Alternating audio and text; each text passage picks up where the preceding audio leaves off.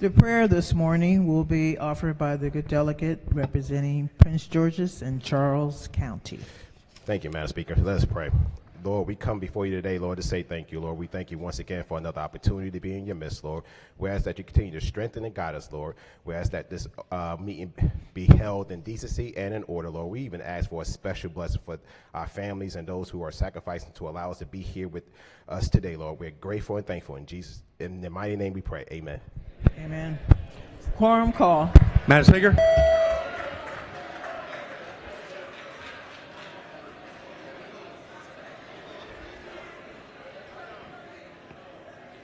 Has everyone recorded their presence? If so, the clerk will take the call. There being 127 members present, the House is now in session. Clerk will read the journal from the previous day. Annapolis, Maryland, March 19, 2023. Recognizing the Deputy Majority Leader. Thank you, Madam Speaker. Move so much be considered the reading of the journal. So ordered. Petitions, memorials, and other papers. Message from the Senate. Senate bills introduced in the House. Clerk will read the bills and committee assignments. Senate Bill 526, Senator Elfreth, House Rules. Senate Bill 971, Senator James, House Rules, by order of Sylvia Seeger, Chief Clerk.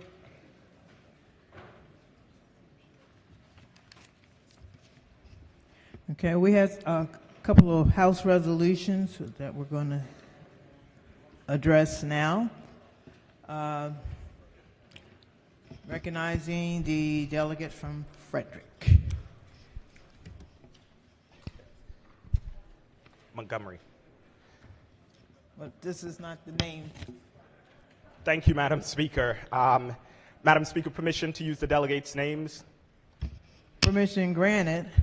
Thank you, Madam Speaker. Colleagues, on behalf of the Legislative LGBTQ+ Caucus, Delegates Chris Fair, Delegates Lou Clippinger, Delegates Ann Kaiser, Delegate Ashanti Martinez, Delegate Joe Vogel, and Senator Mary Washington and myself, please join me in welcoming on the House floor for the International Trans Day of Visibility advocates from Baltimore Safe Haven, which was founded in 2018 to create a community and resource for those in the transgender community by Executive Director Aya Dammons, who turned her lived experience with poverty, violence, and sex work into a wellness and outreach operation for those in need. Baltimore Safe Haven became incorporated as a registered 501c3 organization in late 2018, and by the fall of 2018 began operating a drop-in center and mobile outreach operation. Baltimore Safe Haven has been a lifeline for transgender individuals, providing essential services such as housing, healthcare, and employment, as well as much-needed community assistance. Their work has made a significant impact on the lives of those who have been struggling with discrimination and inequality, not just in Baltimore City, but across our state. As we celebrate Transgender Day of Visibility, it is important to recognize the challenges that transgender individuals continue to face, including discrimination, violence, and barriers to housing and healthcare. We must continue working towards a more inclusive and equitable society where everyone is valued and respected, and we thank Baltimore Safe Haven for its tireless efforts in advocating for and supporting transgender Marylanders. Their work is a shining example of how we can make a positive impact on the lives of those who have been historically marginalized. Colleagues, if you would join me in welcoming them to the House floor. Thank you.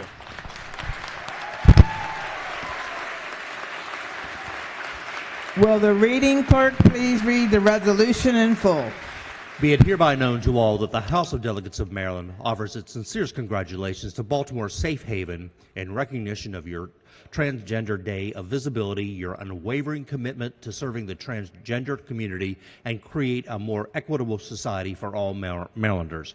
The entire membership extends best wishes on this memorable occasion and directs this resolution to be presented on this 31st day of March 2023.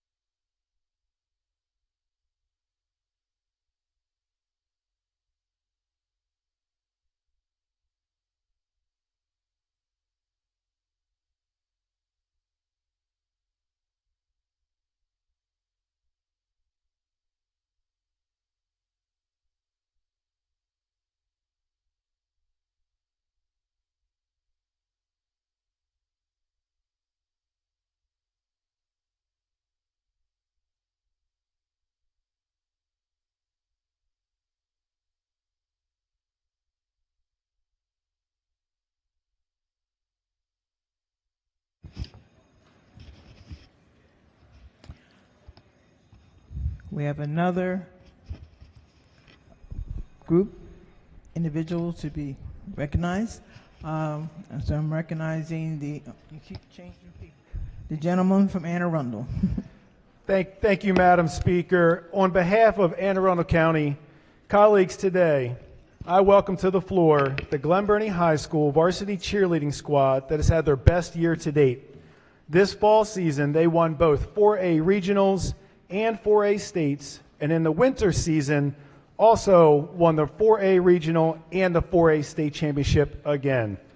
This program has started from the bottom and worked their way up over many years, winning their first ever region and state championships last fall. With a total of now 4 regional and 3 state titles, they cannot wait to see what the future holds. In the gallery, we have the Proud Gophers, and representing them on the floor is Ashley Calderon and Caitlin Bergman. At this time, I'd now like to yield to my colleague from Pasadena. Permission to use delegate name, Madam Speaker? Permission granted. Delegate Nick Kipke. Thank you, Madam Speaker. Permission to use the delegates' names. Permission granted. Will the ladies from Glen Burnie give a wave from the rostrum? Give a wave to the delegates so we know who you are? Yep. And the ladies from Chesapeake give a wave? No. Go ahead, give a wave. Wave. Chesapeake. He's saying wave is what he means. All right. So we invited down Chesapeake, who's been here before. The Chesapeake cheerleaders have won many championships. They have a tremendous program. And the coach from Chesapeake said, you really should invite Glen Burnie down too, because they just won a really big championship as well. So a lot of Anne Arundel County love. Glen Burnie High School is represented by Delegate Gary Simmons and Mark Chang, Delegate Rogers and Sandy Bartlett. Chesapeake High School, and the delegates from District 31 who represent all of Chesapeake High School, Delegate Rachel Munoz, Delegate Chisholm, and me.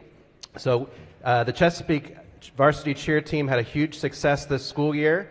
In the fall season, they won the county and state championship. In the winter season, they finished undefeated, bringing home the county, region, and 3A state champion title. The program has earned a total of 21 county, 18 regional, and 17 state titles. Congratulations, ladies. Will the reading clerk read the resolutions in full? Be it hereby known to all that the House of Delegates of Maryland offers its sincerest congratulations to Glen Burnie High School cheerleaders in recognition of winning the 2023 Maryland State 4A Cheerleading Championship. The entire membership extends best wishes on this memorable occasion and directs this resolution to be presented on this 31st day of March 2023.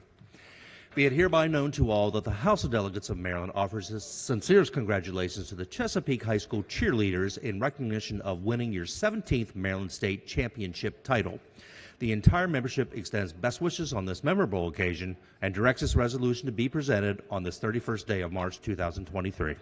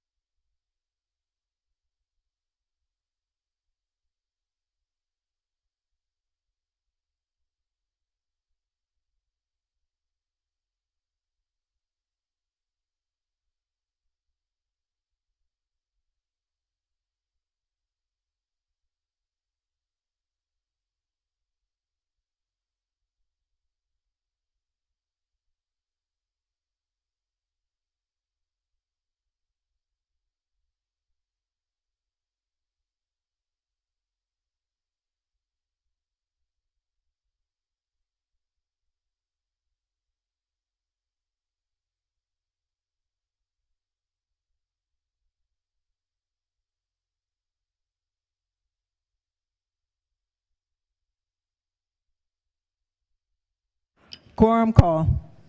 Speaker.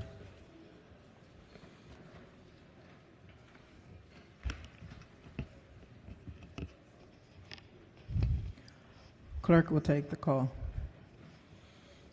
There being 135 members present, the House is still in session. Calendar of third reading House bills number 89. Clerk will read the first bill. Household 1, Civil Actions, Child Sexual Abuse Definition, Damages, and Statute of Limitations, the Child's Victims Act of 2023. Is on third reading and final passage. Is there any debate? Madam Speaker. Recognizing the chairman of the district. They have come and spoken to us year after year after year after year after year after year after year.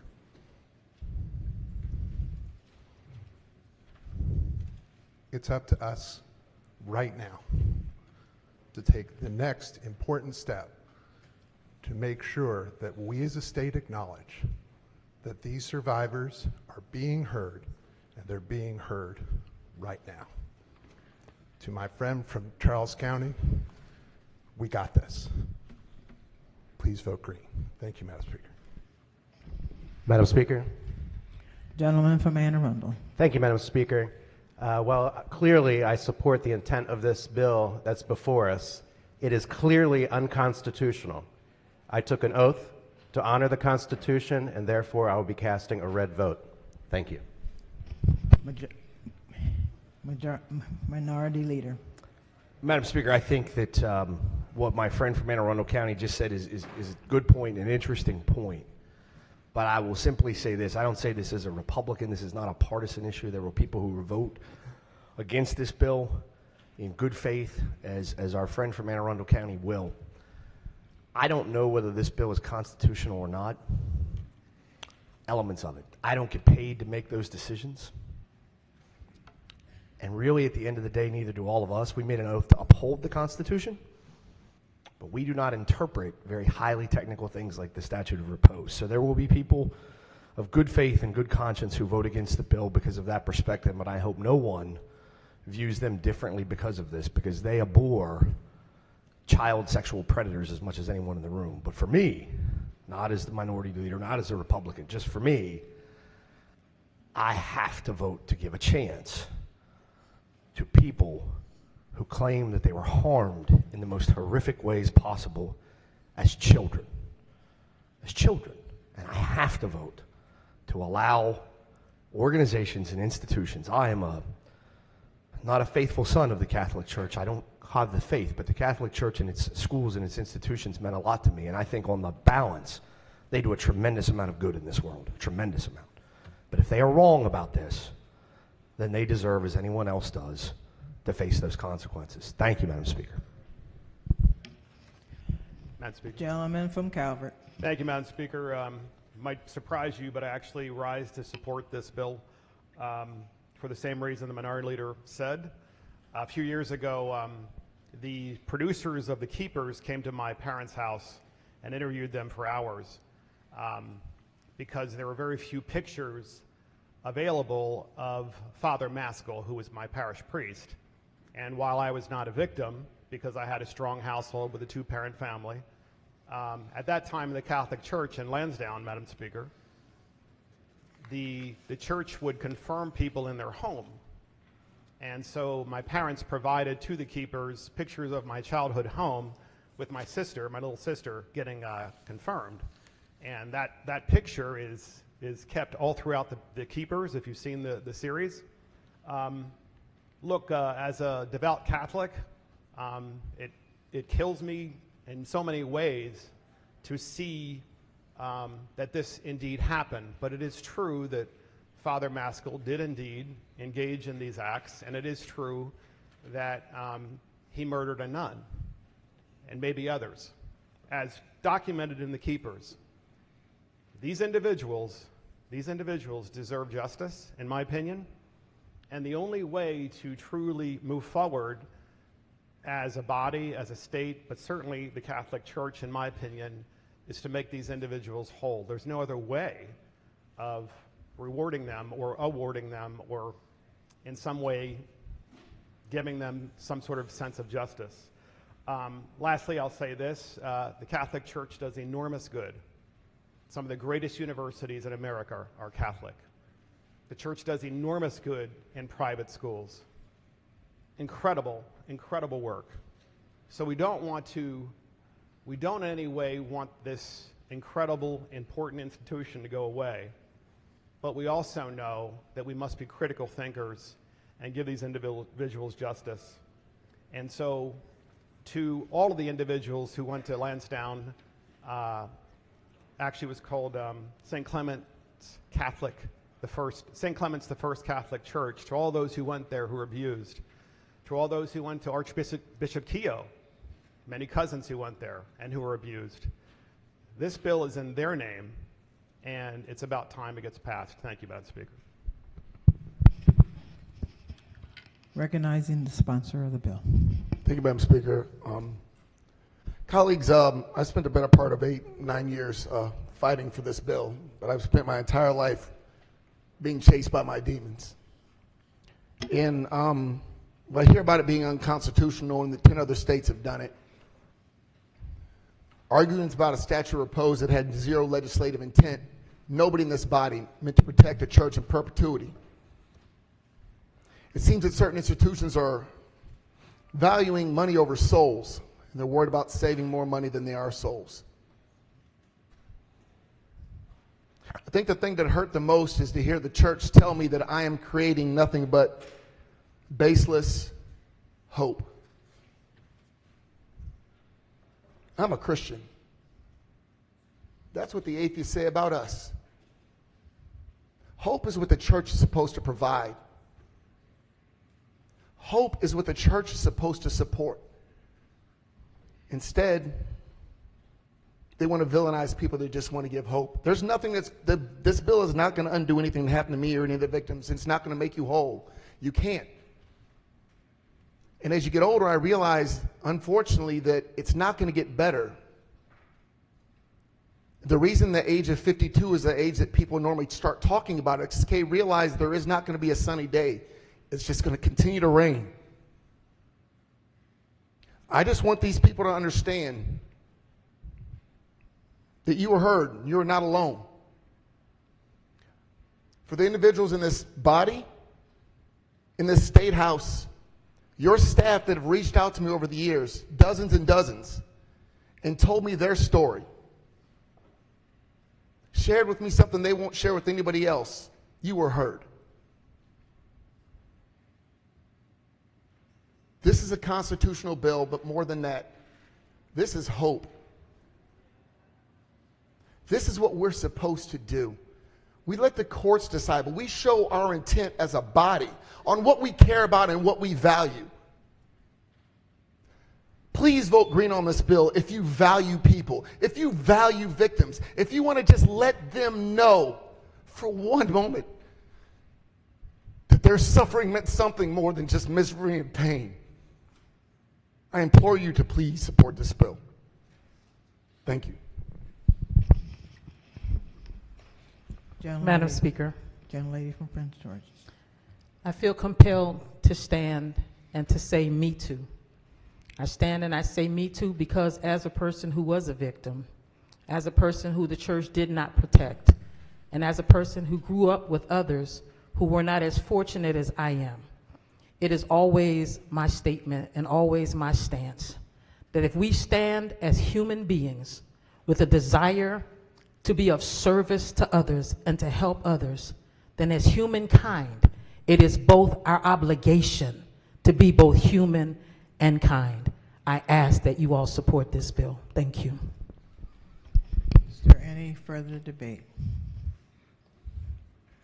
If not, the clerk will call the roll. Madam Speaker.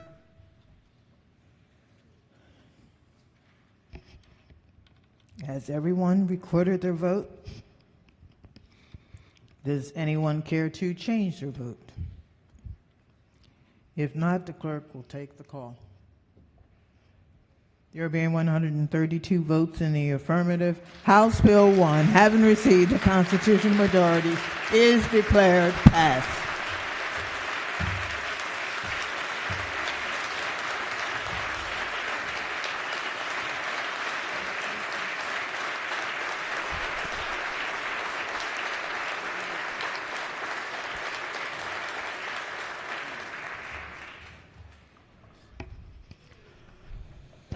Clerk, read the next bill. Madam Speaker. Yes. General Lady from Baltimore County. Thank you, Madam Speaker. I am not sure that my finger worked on House Bill 1, and I definitely want to be recorded in the green.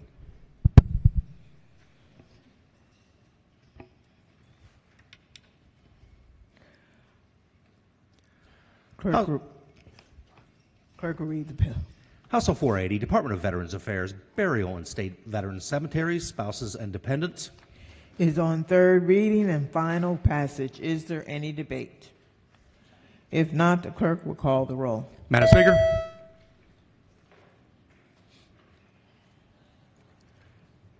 Has everyone recorded their vote? Does anyone care to change their vote? If not, the clerk will take the call. There being 135 votes in the affirmative, House Bill 480, having received the constitutional majority, is declared passed. Clerk will read the next bill. House Bill 526, St. Mary's County, Transfer of Child Support Unit and Personnel to the Child Support Administration. Is on third reading and final passage. Is there any debate? If not, the clerk will call the roll. Madam Speaker. Has everyone recorded their vote? Does anyone care to change their vote? If not, the clerk will take the call. There being 135 votes in the affirmative, House Bill 526, having received the constitutional majority, is declared passed. Clerk will read the next bill. House Bill 590, Workers' Compensation, Benefits, Offset, and Study. Is on third reading and final passage. Is there any debate? If not, the clerk will call the roll. Madam Speaker.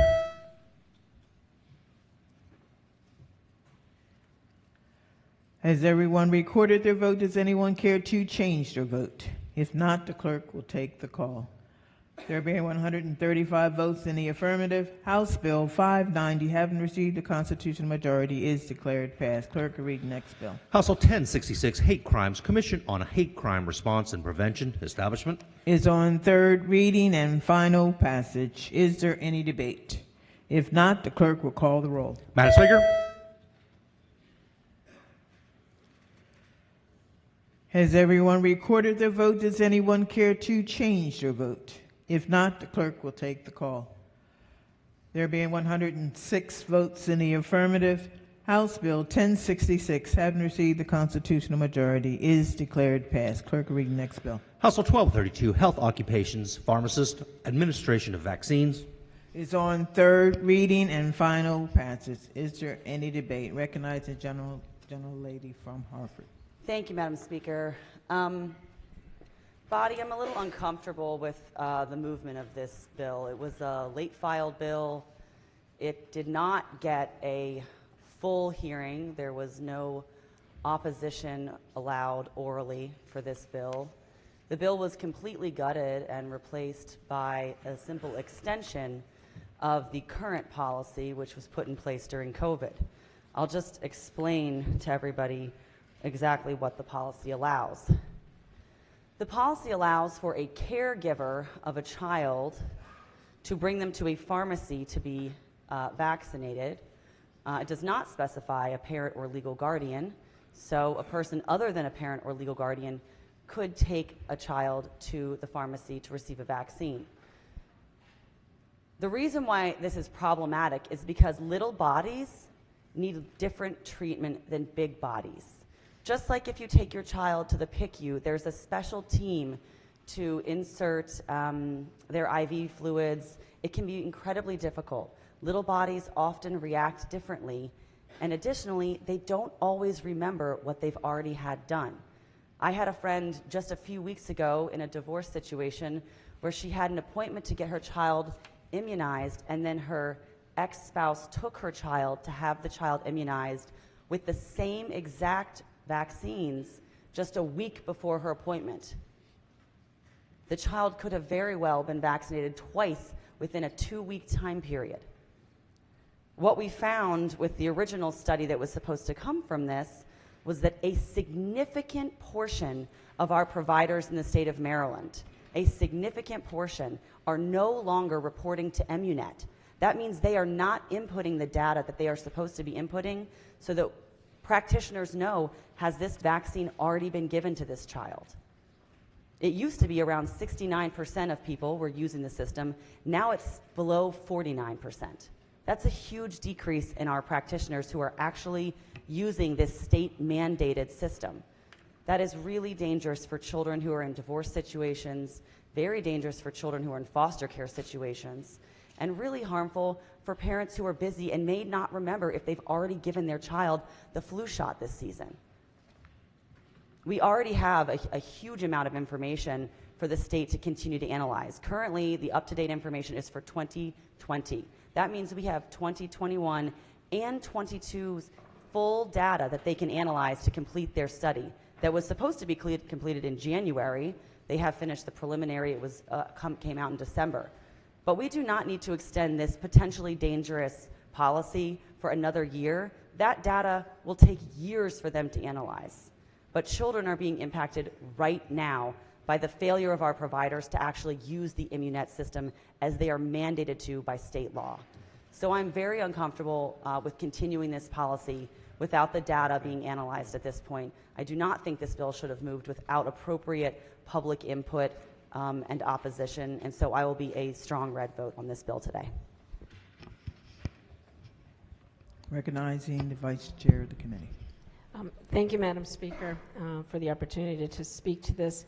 I recognize the good delegates' desire to protect, and I think that I want to make sure that we have the complete information. The federal government actually has a program called National Vaccine Injury Compensation Program, which means that anyone who feels like they have a negative reaction to a vaccine can go to this program and be compensated without having to go through the court system, the expensive and protracted court system. So there's a way to keep track of how many negative incidences there are that, that happen due to any kind of immunization, children or adults. This organization, keeps track of all of the data, but also keeps track of the research. And the gentlelady from Hartford is correct that the kind of needle that you use for a 3-year-old is different from the kind of needle that you might use for an 8-year-old. But what they report is, and I'm reading from their report, this is their quote, "Despite this potential risk, children are rarely the subject of petitioner claims for SERVA, which is the reaction to the vaccine. In general, soft tissue injuries such as ligament disruptions are uncommon in pediatric populations." I also need the body to know that this bill is supported by the health department. And I'm going to point out that the Secretary of Health is now a physician herself. So she signed on to a letter of support, which I feel confident she would not have done if she felt like this was of significant risk to our young people. And I just, in terms of the challenge around Immunet, and again, I honestly believe that our Secretary of Health got the data before she put this in the letter. She says in her letter that in Maryland, pharmacists administering vaccinations are required to report vaccinations to the State Immunization Information System, Immunet, where providers and their patients can access immunization history. Based on the data obtained from Immunet, 98% of the vaccine doses reported by pharmacists are available within Immunet within 7 days of the administration, which suggests information is readily available to other healthcare providers. I urge the body to support this bill. Madam Speaker. Gentlelady from Hartford. Thank you, Madam Speaker. A couple topics I want to hit on. First of all, I'll say that in opposition to this bill was MedChi, Mid-Atlantic Association of Community Health Centers, the AAP. These people opposed this bill. They do not support this bill. So while the health department may support it, they do not support it. And the data that came in the original study showed that previous years, there was some 69% of providers reporting and using Immunet, and the data from the health department showed that the most recent information, and I'll just go ahead and read it to you, is that 47% in 2020, 47% of providers were reporting to Immunet. This is from the Maryland Department of Health from March 16th, 2022.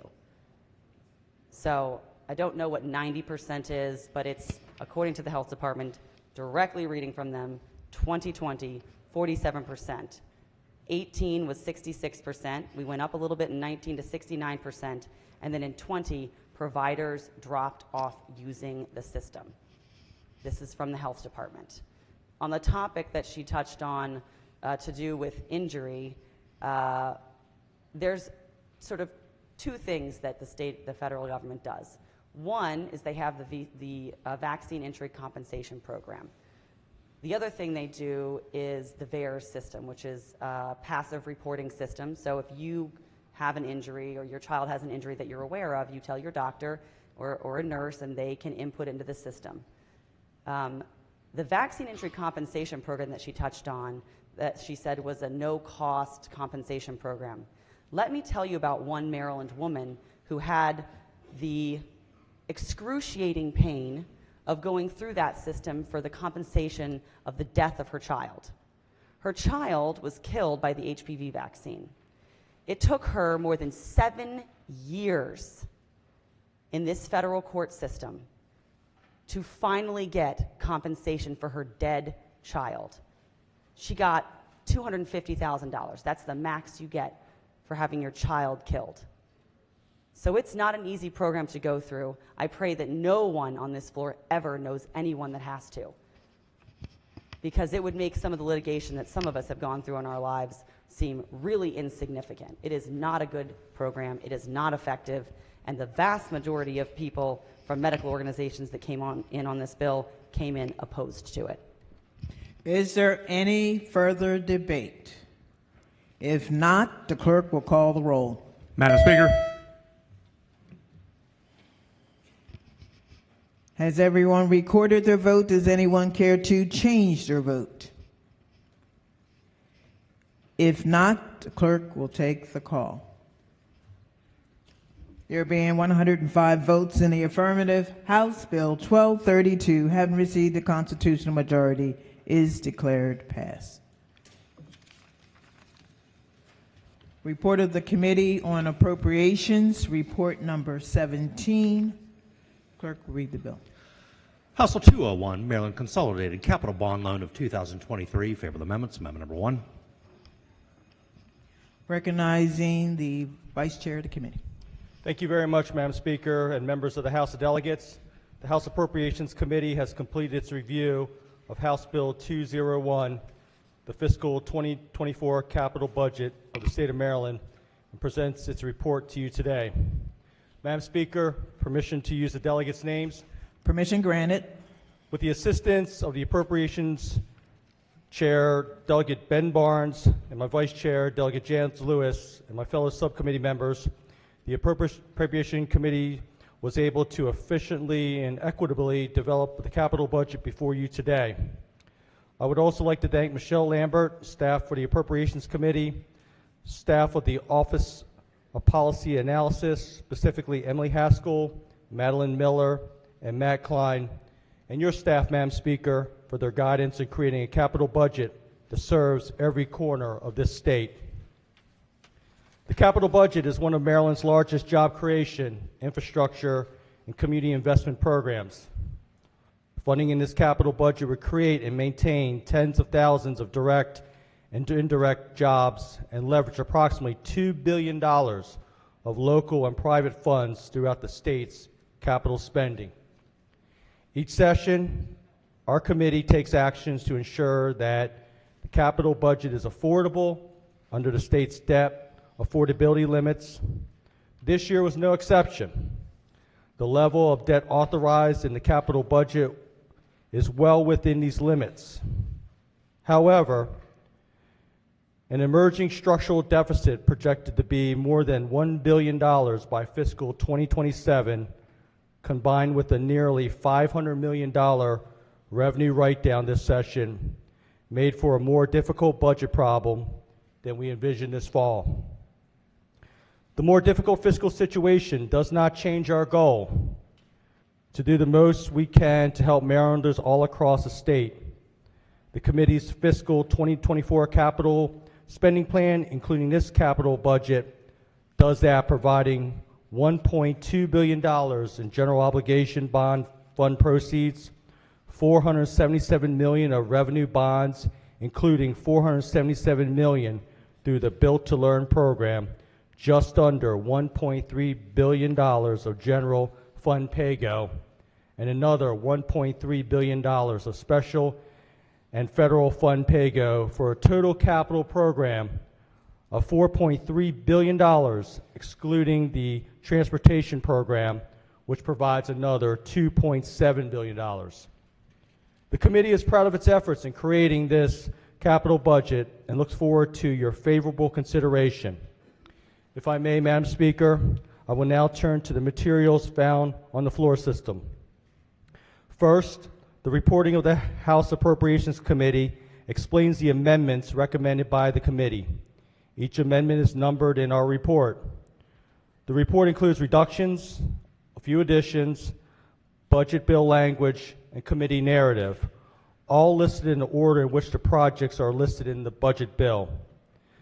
Committee narrative typically requests additional information or provides guidance. Committee narrative items are not amendments to the bill and are therefore not subject to floor amendments. However, if you have any concerns about the narrative, please advise the committee so your concerns may be considered. Next is the reprint of House Bill 201. The committee reprint of the bill reflects the committee's amendments to the bill. These amendments are numbered and corresponded to the explanations in the report. Keep in mind that all floor amendments are to be drawn to the committee reprint. Staff of the Department of Legislative Services is available to assist in drafting amendments. We would appreciate if members who wish to offer floor amendments will provide a copy of those amendments to me or to the committee chair prior to this session on Tuesday. Madam Speaker, I move that House Bill 201 and the committee amendments be special ordered until Tuesday, April 4th. House Bill 201 will be special ordered at appropriate time Tuesday, April 4th. All in favor signify by saying aye. Aye. Opposed? The bill has been special ordered.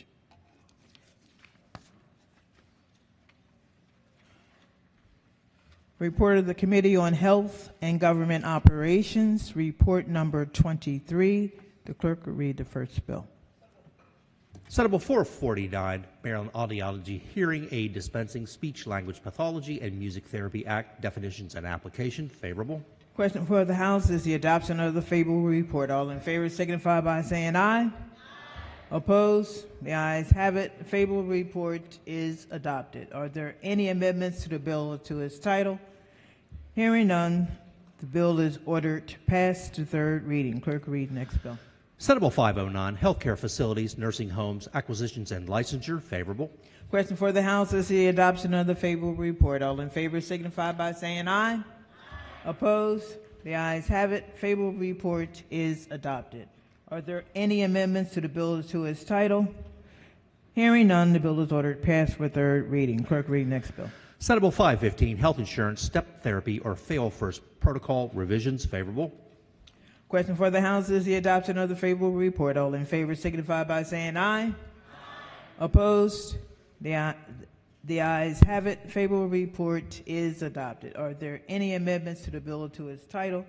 Hearing none, the bill is ordered passed for third reading. Clerk, read next bill. Senate Bill 649, State Government Regulation Procedures and the Maryland Register. Favorable amendments. Amendment number 1.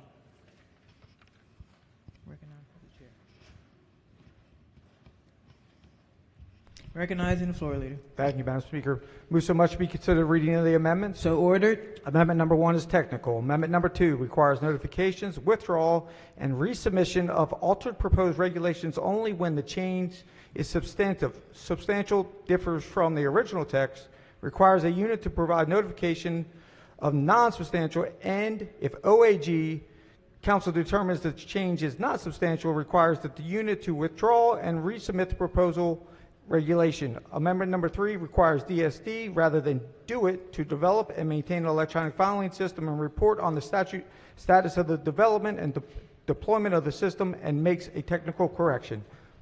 Move the amendment. Question for the House is the adoption of the amendments. All in favor signify by saying aye. Opposed? The ayes have it. The amendments have been adopted. Question now is adoption of the favorable report as amended. All in favor signify by saying aye. Opposed?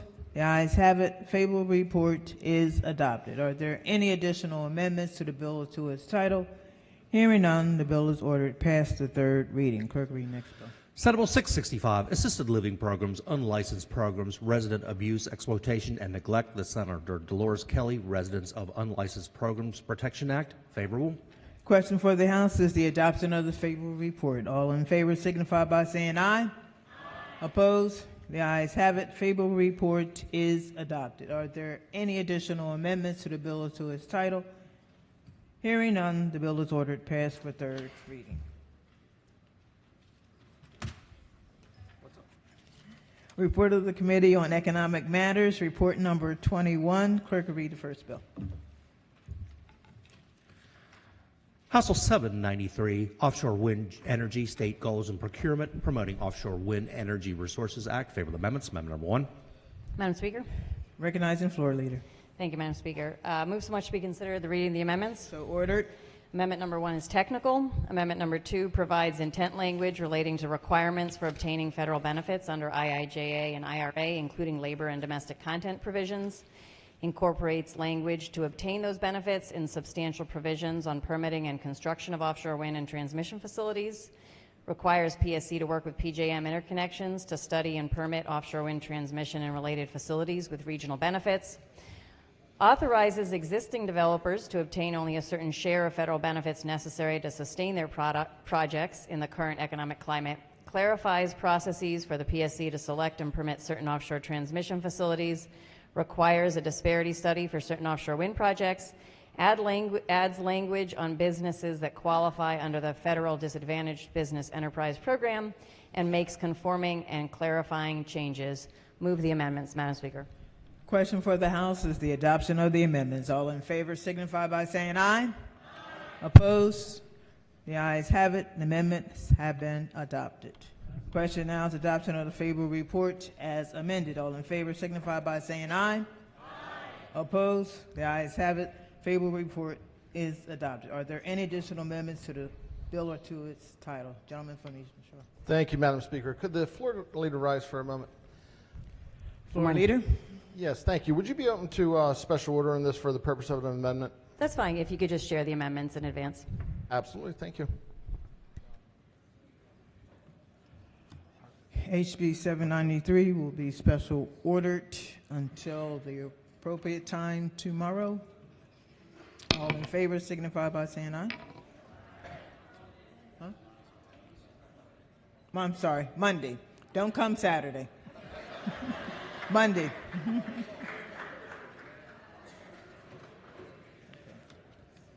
Clerk, read next bill.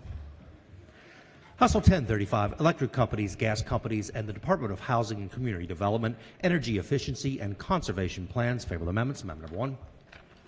Recognizing the Vice Chair of the Committee. Thank you, Madam Speaker. Move so much be considered the reading of the amendments. So ordered. Amendment number 1 is technical. Amendment number 2 alters definitions, establishes annual greenhouse gas reduction targets for the program services, continues the 3-year planning cycle with periodic review by the PSC, provides flexibility for utilities on newly subjected to the program, adds provisions for low and moderate income housing through DHCD, including weatherization standards and requirements, establishes the Green and Healthy Task Force, and makes conforming and clarifying changes. Move the amendments.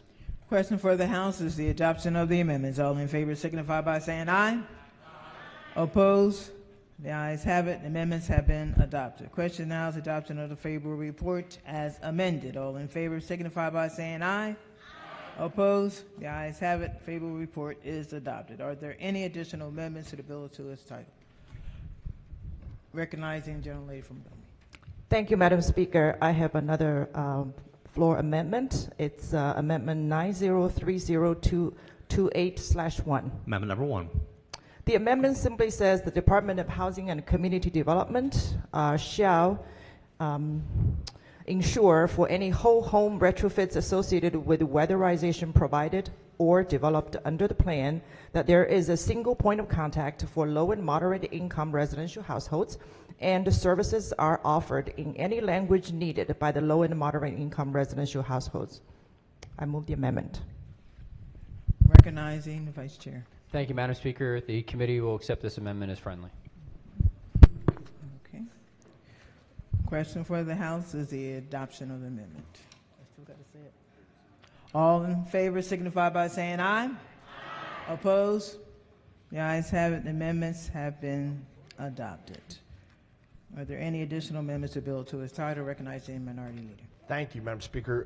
With the Vice Chair of the committee, this bill's got an awful lot in it. I appreciate it's sort of an omnibus effort, sort of late in session. Would you consent to a special order till the appropriate time on Tuesday's session for possible purposes of amendment, or at least to give us a little bit of time to delve more into the legislation? Madam Speaker. Yep, no issue. Special order till Tuesday. Thank you. Thank you. I appreciate it. Okay.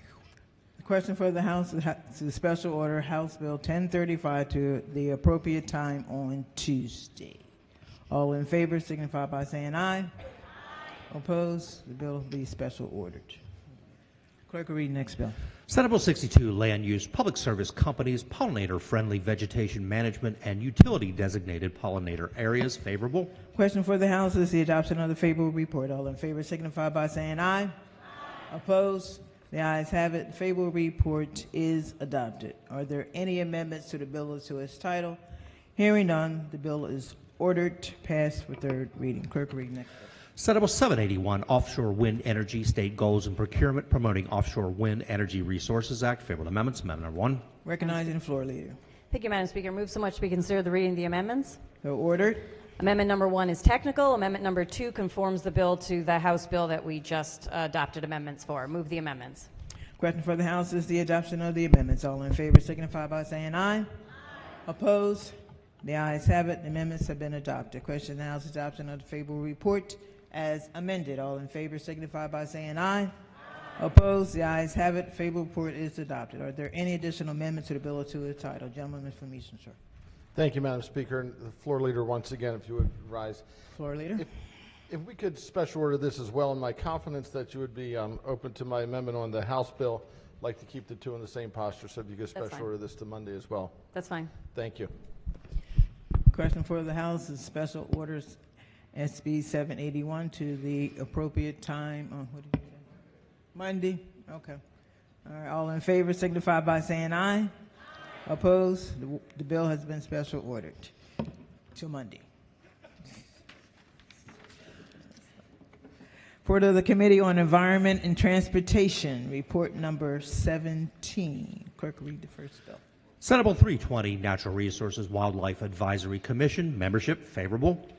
Question for the House is the adoption of the favorable report. All in favor signify by saying aye. Opposed? The ayes have it. Favorable report is adopted. Are there any amendments to the bill or to its title?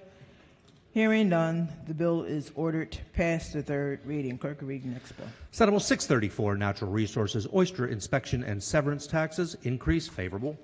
Question for the House is the adoption of the favorable report. All in favor signify by saying aye. Opposed? The ayes have it. Favorable report is adopted. Are there any amendments to the bill or to its title?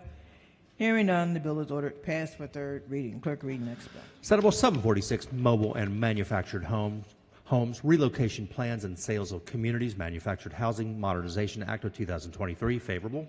Question for the House is the adoption of the favorable report. All in favor signify by saying aye. Opposed? The ayes have it. Favorable report is adopted. Are there any amendments to the bill or to its title? Hearing none, the bill is ordered passed for third reading. Report of the Committee on Environment and Transportation, report number 18. Clerk will read the first bill. House Bill 239, Accessory Dwelling Unit Promotion and Policy Task Force. Favorable amendments. Amendment number 1. Madam Speaker. Recognizing the floor leader. Move so much be considered the reading of the amendments. So ordered. Amendment number 1 makes technical changes and alters the name of the task force. Amendment number 2 strikes the definition. Amendment number 3 alters the membership of the task force. And amendment number 4 alters the duties of the task force and the dates by which certain reports must be made. Move the amendments. Question for the House is the adoption of the amendments. All in favor signify by saying aye. Aye. Opposed? The ayes have it. The amendments are adopted. Question now is adoption of the favorable report as amended. All in favor signify by saying aye. Aye. Opposed? The ayes have it. Favorable report is adopted. Are there any additional amendments to the bill or to its title? Hearing none, the bill is ordered printed for third reading. Clerk will read the next bill. House Bill 607, Water Pollution Control Discharge Permit, Stormwater Associated with Construction Activity. Favorable amendments. Amendment number 1. Recognizing Vice Chair of the committee. Thank you, Madam Speaker. So much be considered the reading of the amendments. So ordered. Amendment number 1 is technical. Amendment number 2 adds language requiring MDE to review and update the specifications for sediment control plans as previously described and to report to the General Assembly before finalizing any update. Amendment number 3 strikes language that would have established enhanced permit requirements for construction activities in sensitive areas and related penalties, and instead requires MDE on written requests to extend the public notice and comment period on applications for specified permit applications to 60 days. Move the amendments. Question for the House is the adoption of the amendments. All in favor signify by saying aye. Aye. Opposed? The ayes have it. The amendments have been adopted. Question now is adoption of the favorable report as amended. All in favor signify by saying aye. Aye. Opposed? The ayes have it. The favorable report is adopted. Are there any additional amendments to the bill or to its title? Hearing none, the bill is ordered printed for third reading. Clerk, read the next bill. House Bill 608, Human Relations, Housing Discrimination, Service Dogs, and Guide Dogs. Favorable amendments. Amendment number 1. Recognizing floor leader. Thank you, Madam Speaker. So much be considered the reading of the amendment. So ordered. Thank you. As amended, the bill prohibits discriminatory practices in the sale or rental of a dwelling against an individual with a disability who has or obtains a service dog or retains the individual's former service dog after its retirement from service. The amendment alters the definition of service dog to align it with provisions in federal law and clarifies a certain right established under the bill. Move the amendment. Question for the House is the adoption of the amendments. All in favor signify by saying aye. Aye. Opposed? The ayes have it. The amendments have been adopted. Question now is adoption of the favorable report as amended. All in favor signify by saying aye. Aye. Opposed? The ayes have it. Favorable report is adopted. Are there any additional amendments to the bill or to its title? Hearing none, the bill is ordered printed for third reading. Clerk, read the next bill. House Bill 723, Natural Resources, Forest Preservation and Retention. Favorable amendments. Amendment number 1. Recognizing the floor leader. Thank you, Madam Speaker. Be so much considered the reading of the amendment. So ordered. Thank you, Madam Speaker and colleagues. This is going to be a bit, so please bear with me. All right. As amended, HB 723 modifies the state law relating to forest preservation and retention by 1, updating statewide policy goals and definitions related to forest, land, and tree canopy. 2, altering afforestation and reforestation requirements under the state's Forest Conservation Act. 3, providing greater flexibility to local jurisdictions in designing and implementing local forest conservation programs. And 4, providing greater protections to priority forests. Amendment number 1. Clarify definition and goals related to increasing both forest land and tree canopy in the state. 2, clarify and alter exemptions from the Forest Conservation Act, including partial exemptions for transit-oriented development and the construction of multifamily housing. 3, establish considerations for local forest conservation programs. 4, establish certain public notice and judicial review requirements for forest conservation plans. 5, alter baseline reforestation calculations to require 1/2 acre of plantings for every 1 acre of non-priority forest cleared in priority funding areas and 1 acre of plantings of every 1 acre cleared most everywhere else. 6, establishes additional afforestation and reforestation requirements for unforeseen riparian buffers. 7, clarify provisions allowing municipal corporations to use certain alternative forest mitigation methods, such as restoration of degraded forest and the establishment of planted environmental site design practices. 8, alter criteria and requirements for forests, consider priority for retention and protection, and restrictions on areas where forest mitigation banks may have been established. 9, extend the time period for spending down state forest conservation funds. 10, require DNR to establish a work group to evaluate and recommend incentives for private landowners to conserve forests. And 11, delay the effective date of most of the bill's changes to July 1st, 2024. Please move the amendments. Question for the House is the adoption of the amendments. All in favor signify by saying aye. Opposed? The ayes have it. The amendments have been adopted. Question now is adoption of the favorable report as amended. All in favor signify by saying aye. Opposed? The ayes have it. Favorable report is adopted. Are there any additional amendments to the bill as to its title? Recognizing the gentleman from Baltimore County. Thank you, Madam Speaker. The floor leader, I'd like to ask, at one time, if it was under an acre of property, you were exempt. Is it still this way, or is this acre? Yes. Thank you. You're welcome. Gentleman from Eastern Shore. Thank you, Madam Speaker. Floor leader, I have a couple questions. Yes, sir. So actually, I might have more than a couple. I don't know if it'd be better Fine, just have to all special you want. order it, so you and I can just talk offline. Would you be agreeable to that? And I don't know that I have an amendment, but I think it'd be best we just do this, because I might be the only one that really has a Sure. question. Ask as many questions you like. All right, thank you. Special order? You want a special order? That's fine. Please, thank you. Yes. Monday? At your leisure. Question for the House is a special order House Bill 723 to the appropriate time on Monday. All in favor signify by saying aye. Opposed? The bill has been special ordered. Clerk, read next bill. Senate Bill 19, Equity in Transportation Sector Guidelines and Analysis. Favorable amendments. Amendment number 1. Recognizing the floor leader. Thank you, Madam Speaker. Move so much be considered the reading of the amendments. So ordered. The amendments are technical conforming amendments meant to conform Senate Bill 19 to its cross-file House Bill 9. Move the amendments. Question for the House is the adoption of the amendment. All in favor signify by saying aye. Opposed? The ayes have it. The amendment has been adopted. Question now is adoption of the favorable report as amended. All in favor signify by saying aye. Opposed? The ayes have it. The favorable report is adopted. Are there any additional amendments to the bill or to its title? Hearing none, the bill is ordered past the third reading. Clerk, read next bill. Senate Bill 194, Ground Leases, Notices and Billing, Forms and Requirements. Favorable amendments. Amendment number 1. Madam Speaker. Recognizing the floor leader. Move so much be the reading of the amendment. So ordered. Thank you, Madam Speaker. As amended, Senate Bill 194 takes the same posture as House Bill 118, which passes Chamber 137-0, which means all of you have already voted for this. As amended, this bill established notice and billing requirements applicable when ground leaseholder brings an action of possession, also when a ground leaseholder seeks payment of ground rent, and when a ground lease is transferred. And Madam Speaker, for those of you who do not have the privilege of serving in E&T or housing on real property, ground rents were established on June 20th, 1632 by King Charles I, and ever since then I've been trying to adopt and change these. Thank you, Madam Speaker. Okay. The question for the House is the adoption of the amendment. All in favor signify by saying aye. Opposed? The ayes have it. The amendments have been adopted. Question now is the adoption of the favorable report as amended. All in favor signify by saying aye. Opposed? The ayes have it. Favorable report is adopted. Are there any additional amendments to the bill or to its title?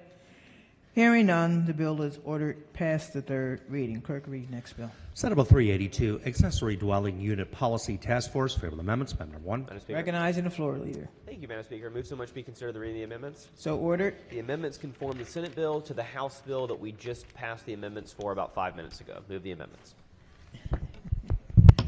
Question for the House is the adoption of the amendments. All in favor signify by saying aye. Opposed? The ayes have it. The amendments have been adopted. Question now is adoption of the favorable report as amended. All in favor signify by saying aye. Opposed? The ayes have it. Favorable report is adopted. Are there any additional amendments to the bill or to its title? Hearing none, the bill is ordered passed for third reading. Clerk, read next bill. Senate Bill 471, Sediment Control Plans, Discharge Permits for Stormwater Associated with Construction Activity and Notice and Comment Requirements. Favor of amendments. Amendment number 1. Recognizing Vice Chair of the committee. Thank you, Madam Speaker. So much be considered the reading of the amendments. So ordered. Amendment number 1 delays the bill's requirement for MDE to review and update the specifications for sediment control plans by 1 year and adds language to ensure that any updates to the plans are not applied retroactively to certain projects with approved sediment control plans. Amendment number 2 alters the reporting requirement under the bill. And with these amendments, Madam Speaker, the bill will be in the same posture as House Bill 607, which we just considered on second reader. Move the amendments. Question for the House is the adoption of the amendments. All in favor signify by saying aye. Aye. Opposed? The ayes have it. The amendments have been adopted. Question now is adoption of the favorable report as amended. All in favor signify by saying aye. Aye. Opposed? The ayes have it. Favorable report is adopted. Are there any additional amendments to the bill to its title? Hearing none, the bill is ordered past the third reading. Clerk will read the next bill. Senate Bill 506, Town of Forest Heights, Prince George's County Urban Renewal Authority for Blight Clearance. Favor of amendments. Amendment number 1. Madam Speaker. Recognizing the floor leader. Thank you, Madam Speaker. Move so much be considered the reading of the amendments. So ordered. Amendment number 1 is technical. Amendment number 2 adds residential property to the bill. Move the amendments. Question for the House is the adoption of the amendments. All in favor signify by saying aye. Aye. Opposed? The ayes have it. The amendments have been adopted. Question now is adoption of the favorable report as amended. All in favor signify by saying aye. Aye. Opposed? The ayes have it. Favorable report is adopted. Are there any additional amendments to the bill to its title? Hearing none, the bill is ordered past the third reading. Clerk will read the next bill. Senate Bill 535, Human Relations, Housing Discrimination, Service Dogs. Favor of amendments. Amendment number 1. Recognizing the floor leader. Thank you, Madam Speaker. Move so much be considered the reading of the amendment. So ordered. Thank you. This is the same amendment that we just adopted a few minutes ago on House Bill 608 to conform the two bills. The amendment alters the definition of service dog to align with provisions in federal law and clarifies a certain right established under the bill. Move the amendment. Question for the House is the adoption of the amendment. All in favor signify by saying aye. Opposed? The ayes have it. Amendments have been adopted. Question now is adoption of the favorable report as amended. All in favor signify by saying aye. Opposed? The ayes have it. The favorable report is adopted. Are there any additional amendments to the bill or to its title? Hearing none, the bill is ordered passed to third reading. Report of the Committee on Judiciary. Report number 22. Clerk will read the first bill. Senate Bill 211, Probation Before Judgment, Probation Agreements. Favorable. Question for the House is the adoption of the favorable report. All in favor signify by saying aye. Aye. Opposed? The ayes have it. Favorable report is adopted. Are there any amendments to the bill or to its title? Hearing none, the bill is ordered passed for third reading. Clerk, read the next bill. Senate Bill 797, Task Force on Preventing and Countering Elder Abuse. Favor of amendments. Amendment number 1. Madam Speaker. Recognizing the committee chair. Thank you, Madam Speaker. Move so much be the reading of the amendments. So ordered. The amendment conforms the bill to House Bill 1191, which passed the House earlier this session. Move the amendments. Question for the House is the adoption of the amendments. All in favor signify by saying aye. Opposed? The ayes have it. Amendments have been adopted. Question now is the adoption of the favorable report as amended. All in favor signify by saying aye. Opposed? The ayes have it. Favorable report is adopted. Are there any additional amendments to the bill or to its title? Hearing none, the bill is ordered past the third reading. Report of the Committee on Judiciary, report number 23. Clerk will read the bill. House Bill 808, Reproductive Health Protection Act. Favor of amendments. Amendment number 1. Recognizing the floor leader. Good morning. Thank you, Madam Speaker. Move so much be considered the reading of the amendments. So ordered. Amendment number 1 adds sponsors. Amendment number 2 is technical. Amendment number 3 creates an exception to the prohibition in the bill against a court granting an order for electronic surveillance to investigate acts related to legally protected health care, where the acts forming the basis of the investigation would constitute a crime in Maryland. Amendment number 4 clarifies language related to the prohibition on health occupation boards taking disciplinary actions related to legally protected health care. Amendment number 5 clarifies that the prohibition on insurers taking adverse actions against practitioners also applies to a practitioner making a referral for legally protected health care. Amendment number 6 clarifies that a medical or professional liability insurer's required annual submission of rates to the Maryland Insurance Administration does not qualify as an adverse action under the bill. Amendment number 7 changes the effective date of the bill from October 1 to June 1, 2023. Please so much move the amendments. Question for the House is the adoption of the amendments. All in favor signify by saying aye. Opposed? The ayes have it. The amendments have been adopted. Question now is adoption of the favorable report as amended. All in favor signify by saying aye. Opposed? The ayes have it. The favorable report is adopted. Are there any additional amendments to the bill to its title? Hearing none, the bill is ordered printed for third reading.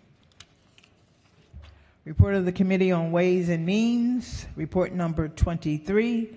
Clerk will read the first bill. House Bill 495, Early Childhood Development Child Care Scholarship Program Funding. Favorable amendments. Amendment number 1. Madam Speaker. Recognizing the floor leader. Thank you, Madam Speaker. Moves much be considered the reading of the amendments. So ordered. Amendment 1 is technical. Amendment 2 repeals provisions of the bill prohibiting alterations to the Child Care Scholarship Program and instead allows alterations if they occur after the next legislative session and education committees of the General Assembly are forewarned, or if the Board of Public Works approves budget reductions. The amendments bring the bill in line with the Senate bill as amended by Ways and Means Committee. Move the amendments. Question for the House is the adoption of the amendments. All in favor signify by saying aye. Opposed? The ayes have it. The amendments have been adopted. Question now is adoption of the favorable report as amended. All in favor signify by saying aye. Opposed? The ayes have it. Favorable report is adopted. Are there any additional amendments to the bill or to its title? Hearing none, the bill is ordered printed for third reading. Clerk, read next bill. Senate Bill 269, Currency Campaign Finance Prohibitions, Disclosures by Financial Institutions. Favorable. Question for the House is the adoption of the favorable report. All in favor signify by saying aye.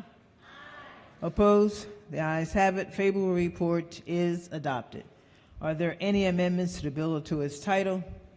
Hearing none, the bill is ordered printed for passed for third reading. Clerk will read the next bill. Senate Bill 333, Economic Development Regional Institution Strategic Enterprise Zone Program Alterations and Financing. Favorable amendments. Amendment number 1.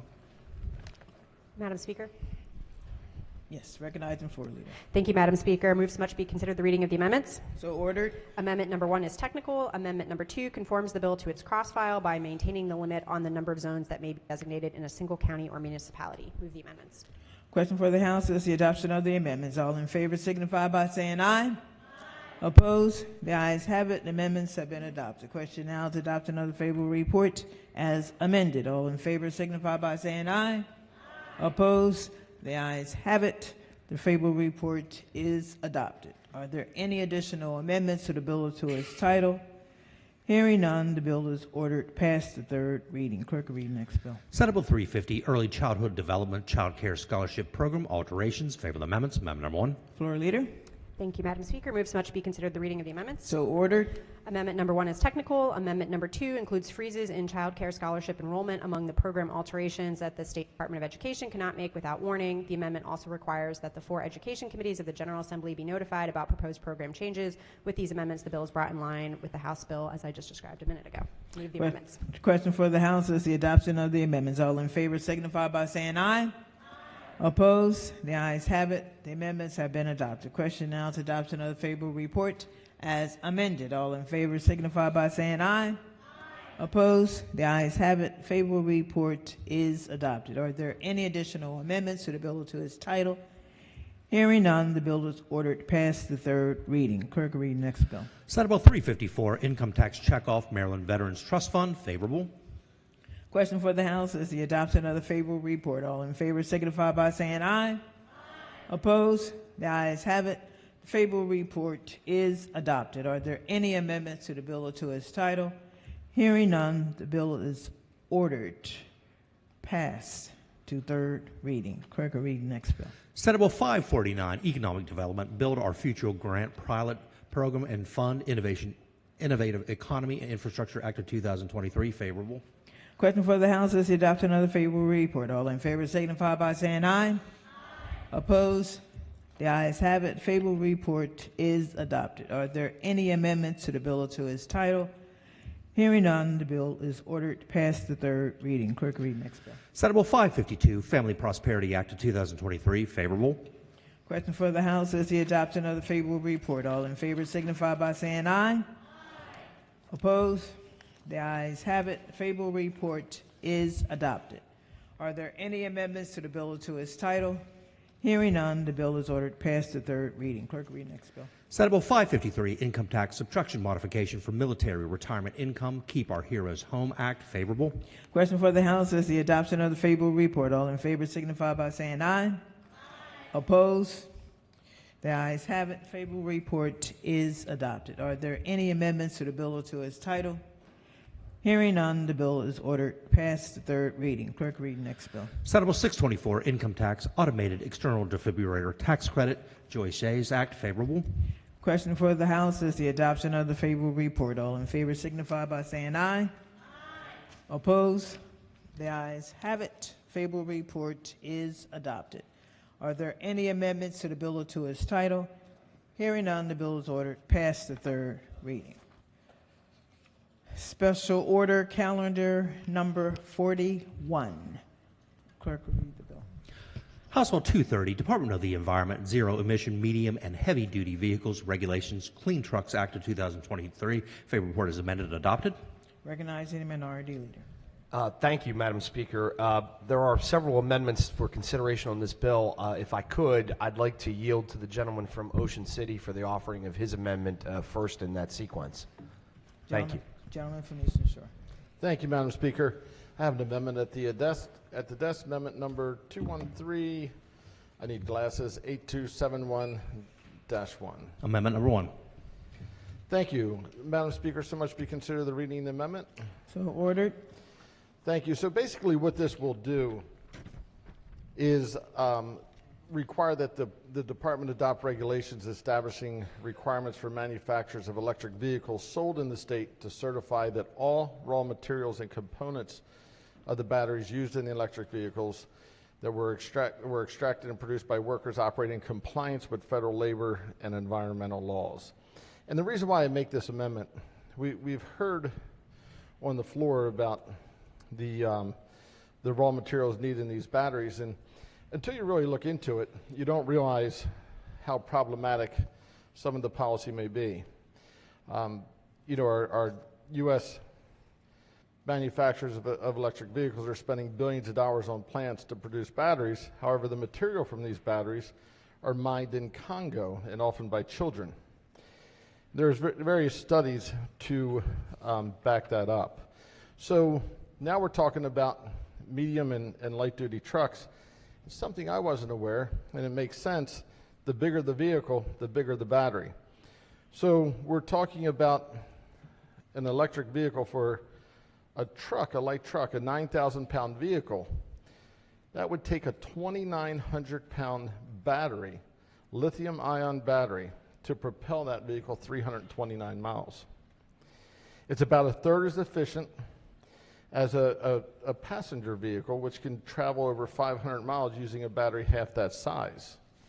So my question, I know it may seem offensive, but how many children from Congo does it take to make a 2,900-pound battery? And that I don't have the answer to.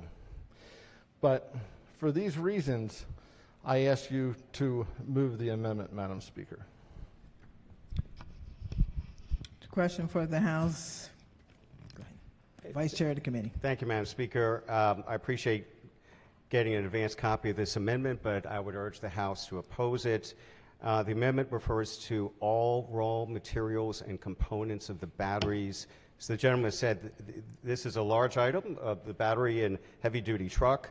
Manufacturers may not have, number one, assuming that they know where each component is of this 2,900 battery is actually manufactured, they probably do not have the authority to verify that all federal laws, labor and environmental laws in any country around the world is being complied with, is being enforced. So I think this this would create a situation in which effectively no batteries could meet the certification, which means that no heavy, medium and heavy duty trucks that are electric vehicles could be sold. So for that reason, I would urge defeat of this amendment.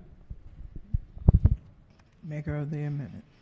Well, I thank the floor leader for the response, but we know if the research is very clear that the materials that are needed are often produced by children, and I agree. We may not be able to certify to what extent, but I think with having the facts and doing the simple research, it should be compelling enough that if this is the case, then maybe we need to delay this until that we can have products that we, as folks of the United States and residents of Maryland, would want these products coming from. I don't think anybody here would want to know that the vehicle, the light truck, heavy-duty truck, medium truck, whatever, is compelling children to do this work in a foreign country. So with that, Madam Speaker, I ask you to move the amendment. Madam Speaker. Recognize the chairman of the committee. Thank you, Madam Speaker. First of all, I don't know to what extent the United States of America can export its regulations to other countries. Perhaps that would violate some of our international trade agreements. I don't know. But let me just say this. Many industries that are involved in transportation, the oil and gas industry, for example, have been notorious for bad labor standards throughout the developing world. I would seriously doubt that anybody on this floor would want to ban gasoline vehicles for that reason. The second point I would make is that the substance in question here that you are raising is cobalt, and all the battery manufacturers in the United States and in Europe and in China in particular are working very hard to reduce and eliminate cobalt as an element in their battery chemistries. And finally, I was just wondering if the subcommittee chair would yield for a few questions. As this bill is written currently without amendments, does the one and only electric truck manufacturer in the state of Maryland, in Western Maryland, support the bill? Yes, it does. How about the Motor Truck Association of Maryland, the truckers? They are supportive of this bill in this posture. And how about the car dealers in the state of Maryland? The Car Dealer Association, which represents, among other things, 25 dealers of heavy trucks, they support the bill in this posture as well. Okay, so thank you very much. Again, I would echo my vice chair. I would ask you to vote against this amendment. This is a bill that is supported by the environmental community and the business community, and more specifically, the one and only company in Western Maryland that manufactures electric heavy-duty trucks. Please vote no. Gentleman, maker of the amendment. Thank you, Madam Speaker. Could Floor Leader rise for a question? Sure. So before I ask this question, was this bill a jointly assigned bill between us or between you and Economic Matters Committee? No, it was not jointly assigned. It was not a jointly assigned bill. Okay, so thank you very much. Madam Speaker, I'd like to just speak on the amendment briefly. 2 hours ago on CNN, there is an article that relates to the Treasury Department creating new rules for EV tax credits. So I'm going to read directly from the CNN article that I think reacts very positively to the maker of the amendments offering here. That in this critical mineral requirement, so the EV tax credits are now going to have some limitations, and that those critical mineral requirements under that mandate a certain percentage of the value of critical minerals that power EV batteries like lithium, nickel, graphite, and copper must be extracted or processed in the United States or a country that has a free trade agreement with. The minerals could have also been recycled in North America. The battery component requirement mandates that a certain percentage of the value of the battery components must be manufactured or assembled in North America. Further in this article, it lists which countries does the U.S. have a trade agreement under the new rule.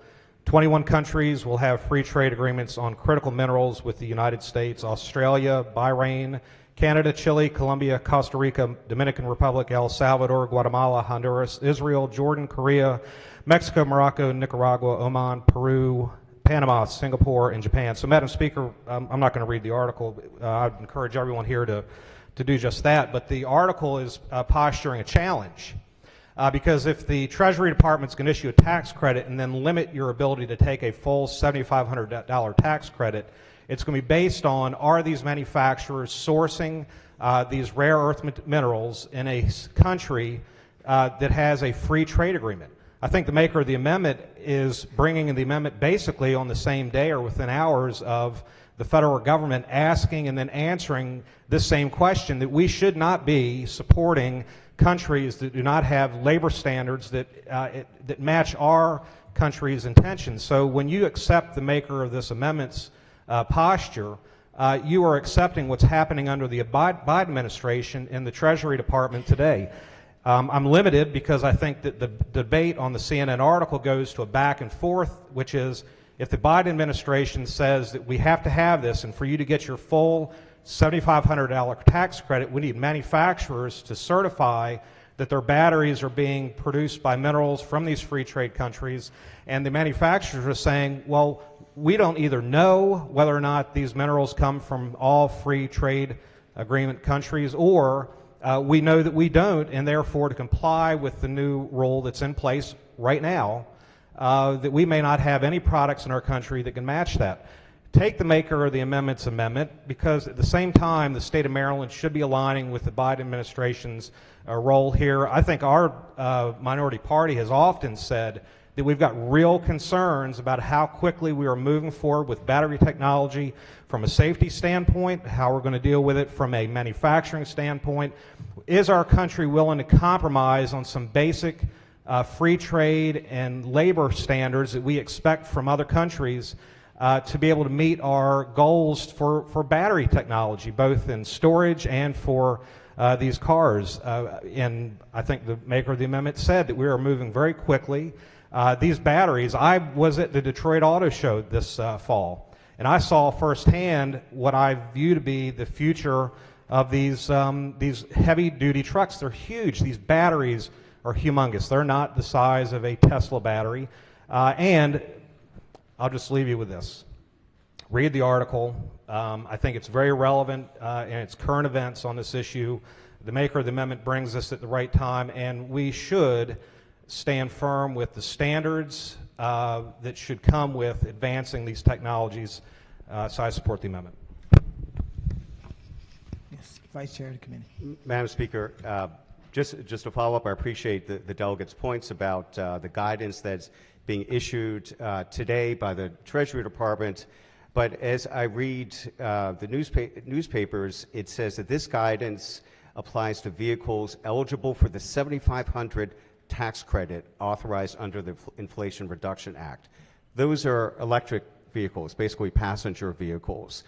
That tax credit does not apply to the medium and heavy trucks, which are the subject of this bill. They have an entirely different credit scheme under the federal IRA. So my understanding would therefore be that the rules concerning sources of batteries apply only to electric vehicles that are not the subject of this bill.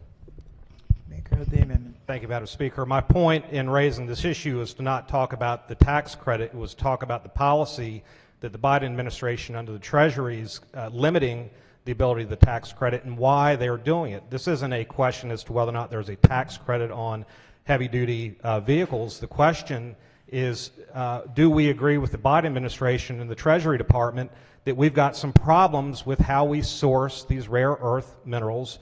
And with the federal government taking this action, forget about the tax credit. Why are they taking the action?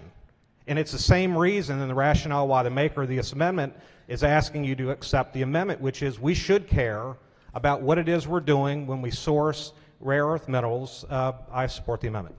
Madam Speaker. Gentleman from Anne Arundel. Thank you, Madam Speaker. I too stand in support of this amendment. There's many elements that are required in order to make some of these batteries. One of them is natural graphite, and what we do know is that 67% of all of our natural graphite comes from China. And why is that important? Because this came out of the newspaper 2 days ago. Xi Jinping says he is preparing China for war. Beijing is engaged in genocide against the minority Uyghur people of Xinjiang and has imposed draconian restrictions on political freedoms. In Hong Kong, the CCP has cracked down on religious liberties for Christians and Buddhist worshippers of Dalai Lama throughout the Tibet, empowering the Chinese government. Furthermore, in the article, we Americans need to abandon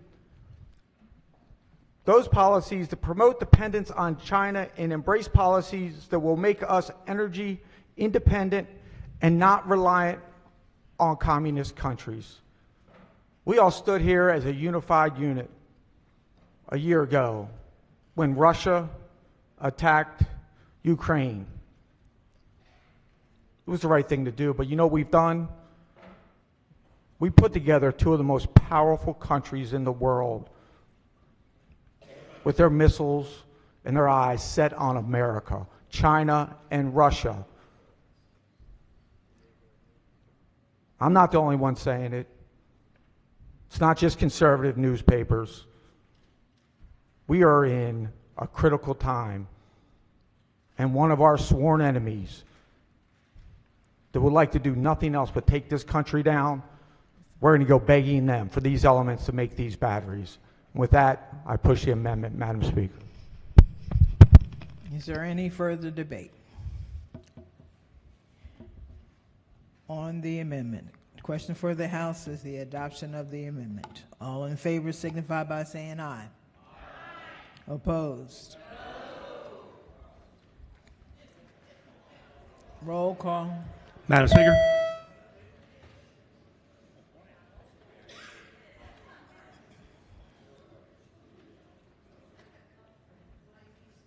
Clerk will take the call.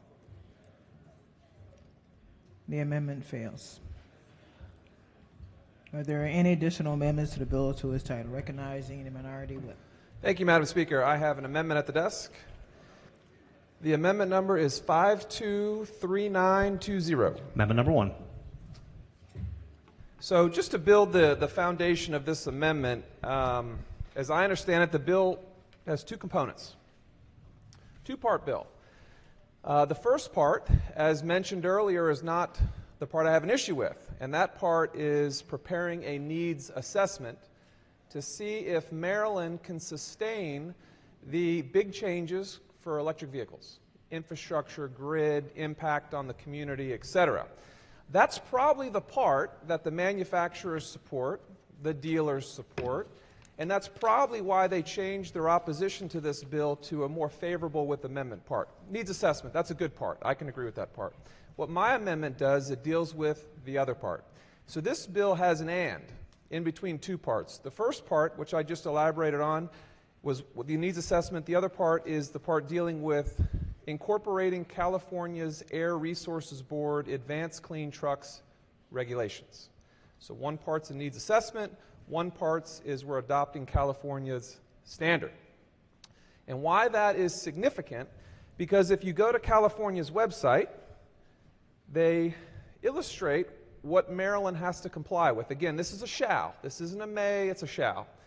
So by 2027, it tells us exactly how many electric vehicles, or the percentage of all vehicles sold in the state, the medium and large trucks, what percent have to be electric vehicles. So 2027, Class 2B3 is 15%, Class 4-8 group is 20%, and then Class 7-8 is 15%. What's important, though, is by 2035, some of those have to be at 75%. We're nowhere near there. And you say, well, why does that matter? Because if you do not comply with the percentage, there are civil penalties. So in California, the civil penalty is $37,500 per vehicle sold. So that's right. So in Maryland, if we adopt the California standard and the manufacturers and distributors are not in compliance with those percentages, they can be fined civilly $37,500 per vehicle. That's a lot of money. And then to add insult to injury, because it's California, they're indexing the penalties to inflation. How exciting. So what my amendment does just to clarify, and I know we mentioned the sole vehicle manufacturer in Maryland, Volvo in Hagerstown. I think we used to have a powertrain manufacturer in Baltimore County. But no, we do have a lot of dealers. We have a lot of dealers in this state that employ local Marylanders. They're owned by local Marylanders. We've got a couple, I think we have one manufacturer, maybe the floor leader will confirm that. But what this amendment does is it protects the dealers, and it says the following.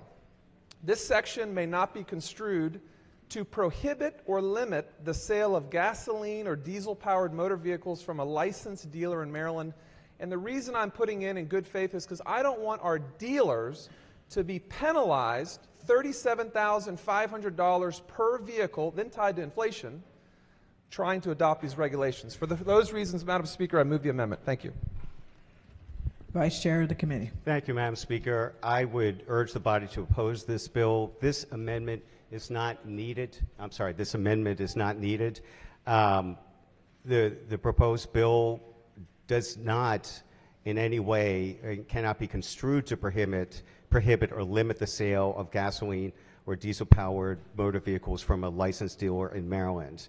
As the good gentleman pointed out, the maximum percentage of the sales percentage schedule that California has adopted and that we would be adopting if all the contingencies under this bill are met is 75% in 2035 and beyond for one particular category of medium and heavy duty trucks. So there's never going to be a situation in which a motor vehicle dealer would be prohibited from selling internal combustion engine trucks. And I guess one other point to mention is that the penalties under the Clean Car and now the proposed Clean Truck rule apply to manufacturers. And they don't apply to dealers.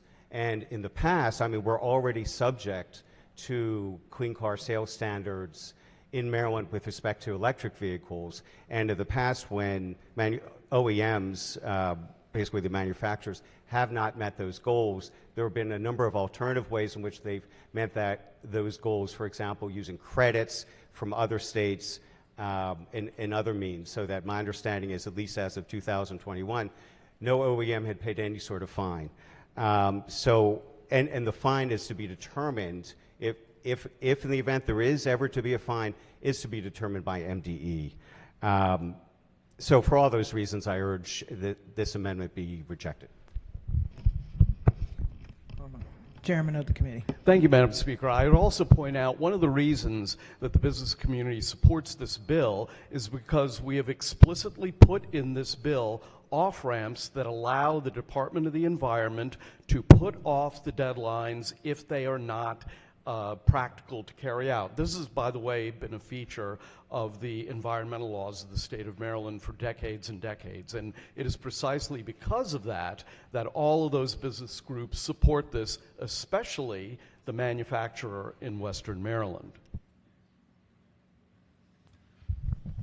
Minority Leader. Thank you, Madam Speaker. Would the floor leader rise? I had a question in response to something you just said. Something dawned on me. You said that. Vice Chair. Thank you. You said that for the dealers, because with this clean truck regulation, the California Clean Truck Regulation, which is different than the car regulation you and I will get a chance to talk about here in a minute or so, the Clean Truck Regulation never goes to 100%. It never sets a deadline and says at this point in time there can be no more gasoline or internal combustion engine vehicles sold. But what would happen, I mean, the way I thought about that mathematically, let's say I'm a Ford truck dealer, and they allot me 1,000 cars a year. And when I reach that 75% mark, because, you know, the math's pretty easy, they say we're going to ship you 750 electric vehicle trucks, and we're going to ship you 250 standard trucks. So that way when you sell all of them, it'll be 75-25. But I can't sell all 750 because maybe they cost too much money. Maybe consumers just don't want them the same. Maybe people live close to Pennsylvania and Virginia and West Virginia, places that will unlikely ever adopt these kind of rules in the foreseeable future. And so I just go there and I buy them. And so I'm the dealer, and I'm sitting at my dealership, and I've got 750 electric vehicles, and I sold 600 of them. Can I sell all of my other cars? So that's my question. If you say I have to sell 75% and you gave me 1,000 cars to sell, and I can only sell 600 electric vehicles, then I would have to, and I think this is what my colleague's amendment says, I would have to somehow not sell my 250 of internal combustion engine, or I'd have to offload them on someone else. Because if I sold all 250 of my cars that my customers want, but I couldn't sell all 750 of my cars that the state wants me to sell, I haven't sold 75% of all cars as electric vehicles. If that analogy or that hypothetical makes any sense, what happens? How do we count these? Is it on a statewide basis? Is it a dealer by dealer? How does a dealer know, like, hey, I didn't sell 75% of my trucks in this category this year with these vehicles because people didn't want them. You know, people didn't want them. A lot of places where people buy trucks, Western Maryland, the Eastern Shore, they're very expensive, and these are some of the most economically depressed areas of the state. They don't want them. How would that work in practicality? You said that it could be put off. MDE can re-regulate it, look at it. I'll be honest, I think the bill's a lot of false hope. I think there's a lot of people in the Sierra Club and a lot of folks in the League of Conservation Voters who are very excited about this, and it's false hope, and we'll never meet these targets. But can you, I'm asking you certainly in good faith, you're a wonderful advocate and very knowledgeable about this. How would that work? No, that's a fair question. I guess the first point I want to make is that the responsibility is on the manufacturer for the sales with respect to clean cars and potentially with respect to clean trucks. Dealers are not penalized if their share of sales do not meet the specific requirements for that year. It is a manufacturer requirement. And also, another thing I want to point out with respect to the process by which medium and heavy trucks are sold is, unlike with typical passenger cars or minivans, a dealership does not have inventory. It doesn't have a lot in which it accumulates, that it takes hundreds of vehicles, electric, diesel, et cetera, from the manufacturer. It typically is on a case-by-case basis, one at a time, that a dealer sells to someone who's interested in buying a heavy truck or potentially a medium truck as well. So in talking to a number of people in the industry, they said that they can't see a dealer saying no to a customer who may want to buy a diesel truck, even if there are more electric vehicle, even if that dealer has not sold too many electric vehicles. So in other words, if a dealer says, if a customer comes in and says, EVs, maybe they look nice, they look fancy, but I want a conventional diesel truck. I can't imagine a situation in which a dealer would say no to that.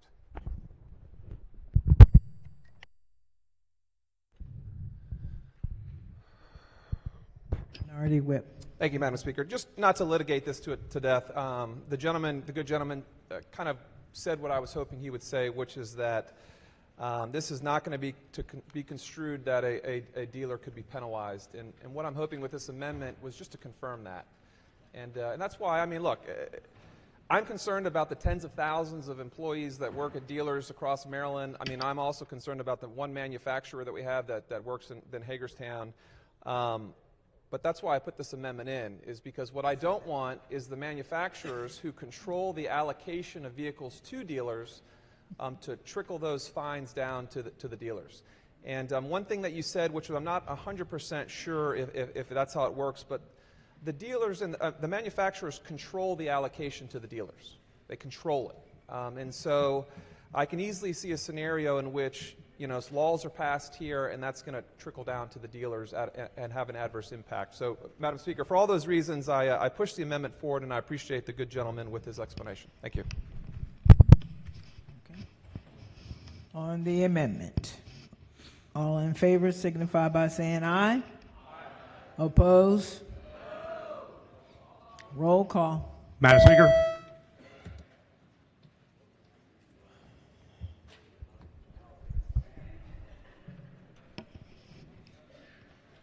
How many's in the lounge? A lot. See all these chairs.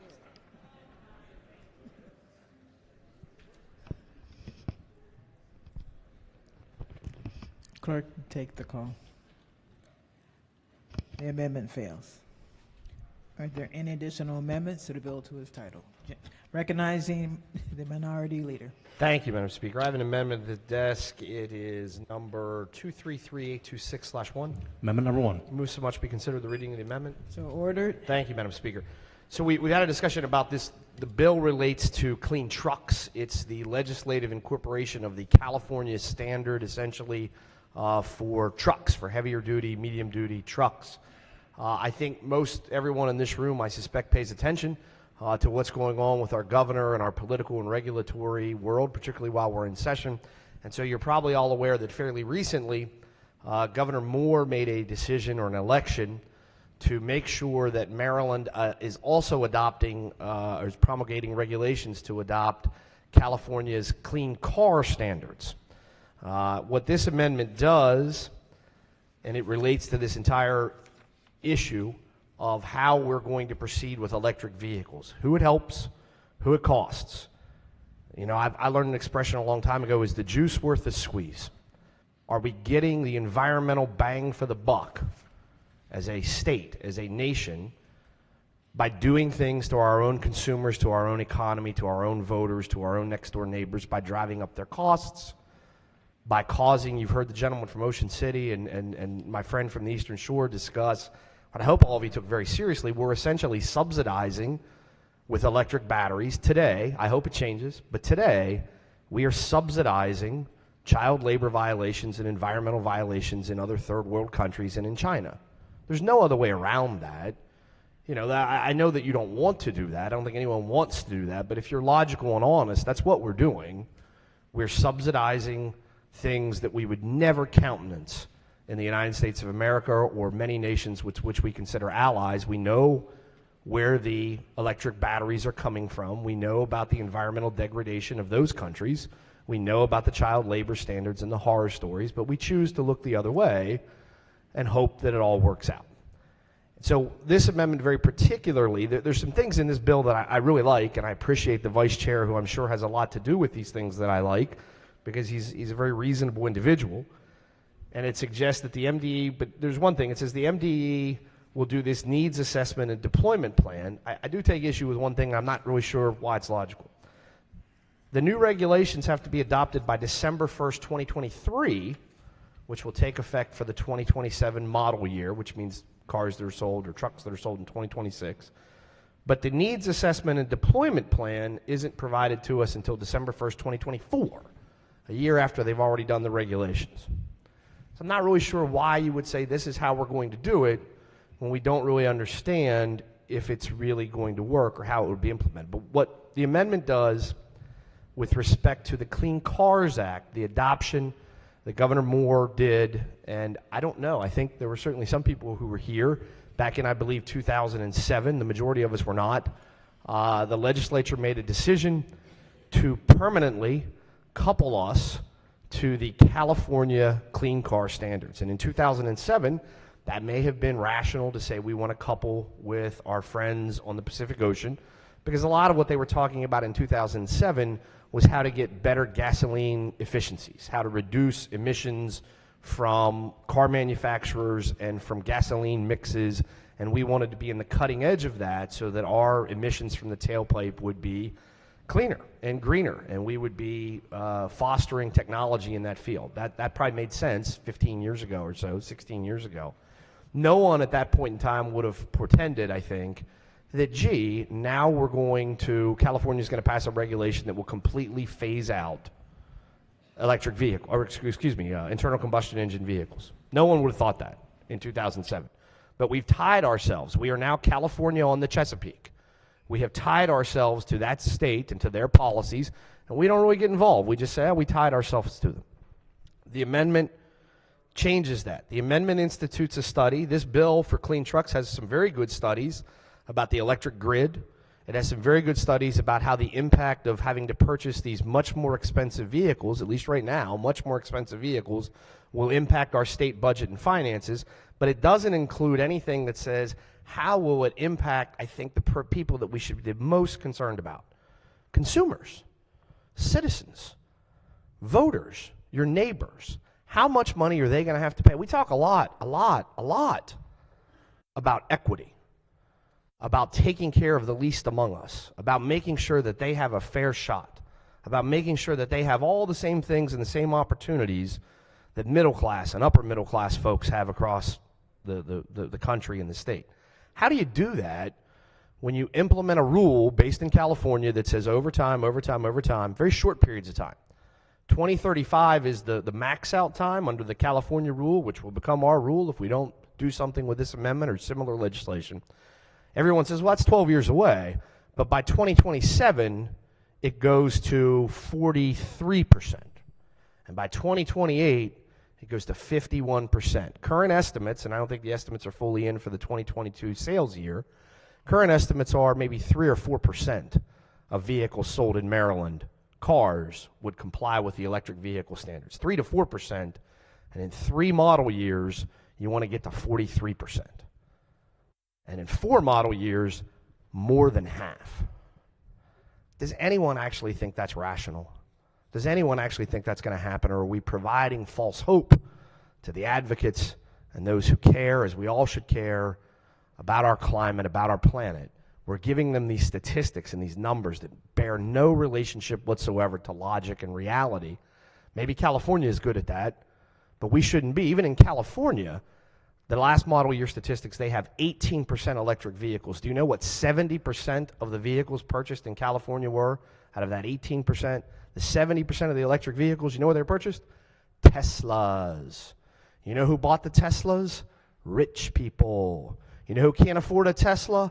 Poor people. You know who's going to be forced when they need a car to go to work and they don't have a transit station nearby them because maybe they live in northern Montgomery County, or they live in western Howard County, or they live in a portion of Baltimore County that doesn't have a MARC rail line, or they live in Anne Arundel County, or they live in Cumberland? You know who's not going to be able to buy an electric vehicle unless things radically change because of the market? We can't change the market. Poor people. They're not going to be able. They're going to be forced into buying more expensive cars. Or you know where they're going to go? To Pennsylvania, to West Virginia, to Virginia. They're going to buy that same old Honda Accord, Toyota Camry, runs on gas. They're going to drive it to Maryland and park it here and use it here, because we can't do anything about that. They're going to park them here, use them here, drive them here. What's going to happen?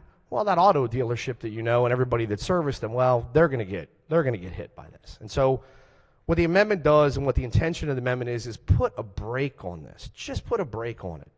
Use our legislative oversight. Take some time. Take a year or so. Get all of these studies done. See how this will impact consumers. See what the costs will be. See if we're allowed to do this. And until that happens, until all of us, all 188 of us here and across the hallway have come in, thought about it, looked at it, and said, hey, I think this works. The juice is worth the squeeze, or it doesn't work. We don't do it. We don't do it just because California did it and we think that we should go along. That's all the amendment does with respect to the Clean Cars Act. It doesn't ban electric vehicles. It doesn't change any of the tax incentives. I pray and hope that the technology continues to grow and grow and grow so that this does become cost feasible, that it does become a great idea. And I hope that the United States of America is the leader worldwide in electric vehicle technology. I hope we find a way to mine the minerals that we need now, to process them, to come up with alternative sciences that make us number one, not China, us. Us. We used to think like that in this country. We used to think we'll be the first to the moon. We'll be the first to develop airplanes. We'll be the first to do all of these things. Let's get that back. Let's do it right here, right now in green energy. Let's be the best. But we're not there yet. And these types of laws and rules, and we'll just follow along with somebody else, it's virtue signaling. And we need to be more rational about it. That's what the amendment does, and I hope that the chamber would consider it accordingly. Thank you, Madam Speaker. Vice Chair of the committee. Thank you, Madam Speaker. I appreciate the good delegates giving us the amendment in advance, and he's correct. We did hear a similar version of this proposed amendment in committee. But just like in committee, we did not accept, we did not pass his bill that is very similar to this. I urge the body to reject this amendment for a few reasons. First, the bill before you deals with clean trucks. The proposed amendment deals with clean cars. Now, it's true they're both clean, but there's a fundamental difference between truck technology and costs and cars. Second thing is, to a certain extent, the horse is already out of the barn on adoption of Clean Cars 2 regulation. Earlier this month, the state's Air Quality Control Advisory Council voted to recommend that MDE move forward in proposing a regulation to enact the new standards. And then MDE is following the process for proposed regulation. So the regulatory process to adopt the Clean Cars 2 regulations is already underway. So I'm not sure, even if we were to adopt this amendment, how that would interact with an ongoing regulatory process. And thirdly, it's worth noting this is contrary to the law we passed, that this body passed in 2007, establishing that we wanted to follow the California standard with respect to clean cars. In that bill, we didn't say that the legislature has to approve each new iteration of regulations with respect to clean cars that came out. It gave MDE the authority to do that on its own. And so by passing this law, which would stop any consideration of the Clean Car 2 regulation, and also requiring that the General Assembly, even after the MDE study, MDE can't act on its own. This amendment would require separate authorizing legislation from the General Assembly. That sort of upends the process that we adopted 2007 and been following in the 16 years since that. So for all those reasons, Madam Speaker, I urge a red vote on the amendment. Madam Speaker? Yes. Yes, go ahead. Thank you. On the amendment, I support the minority leader's amendment because this bill will affect the trucking industry in a major way. And I know a thing or two about the trucking industry because my father has worked in it for his entire life, and he still works in the trucking industry, and not as a dispatcher or in management, but as the guy behind the wheel driving a tractor trailer. In fact, he's doing it right this very second, driving somewhere across the state of Maryland. And I know that the industry is not yet ready to adopt California's truck regulations. And I know that's been mentioned a few times that the Maryland Motor Truck Association letter they did put in a letter of support. But if you look at that letter, they do voice a ton of concerns with this bill.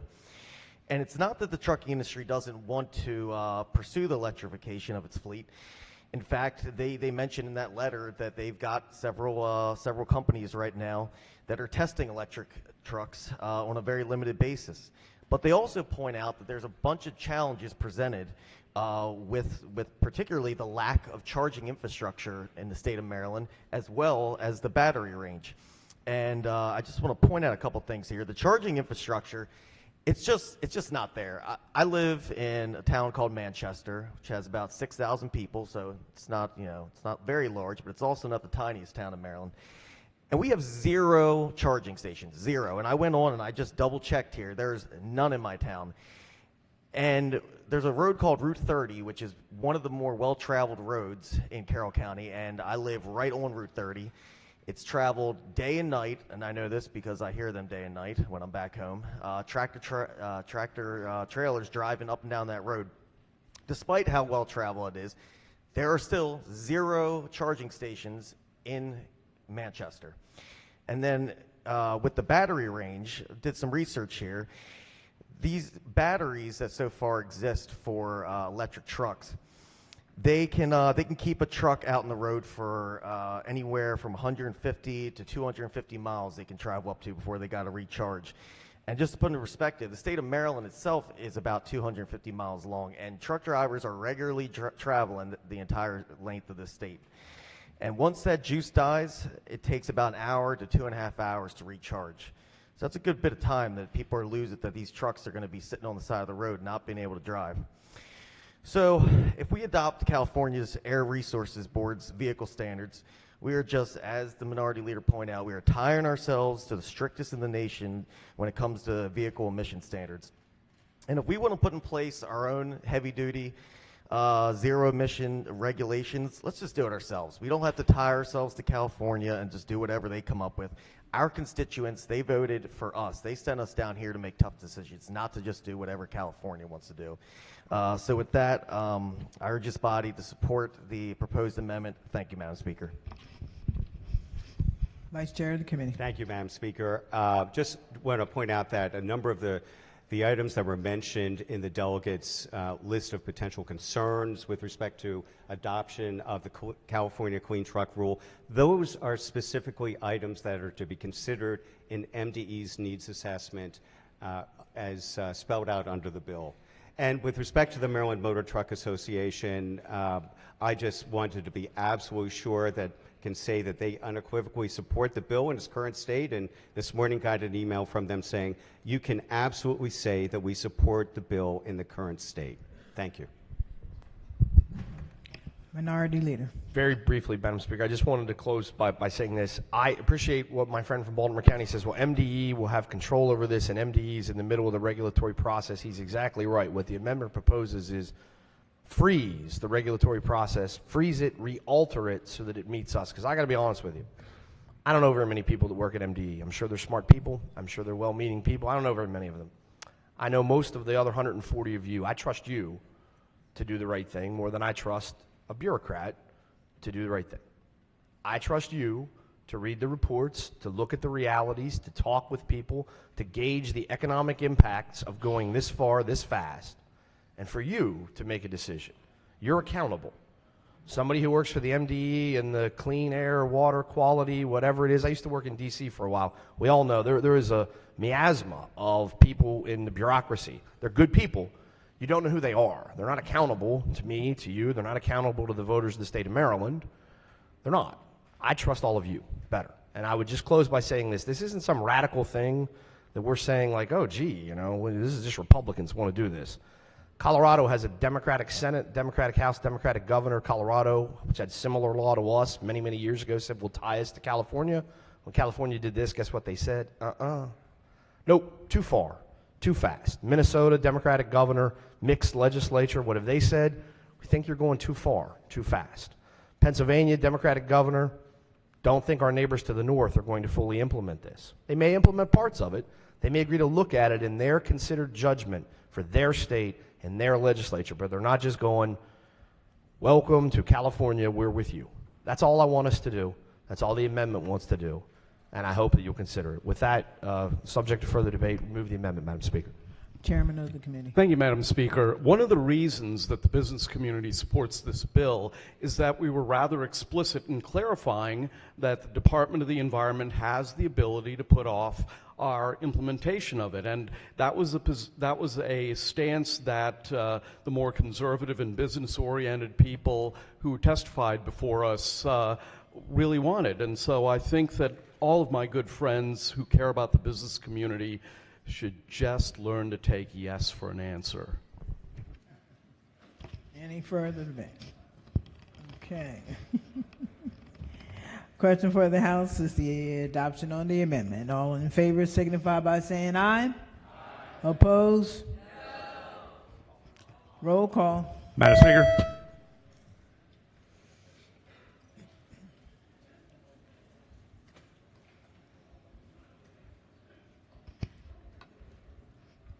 Has everyone recorded their vote?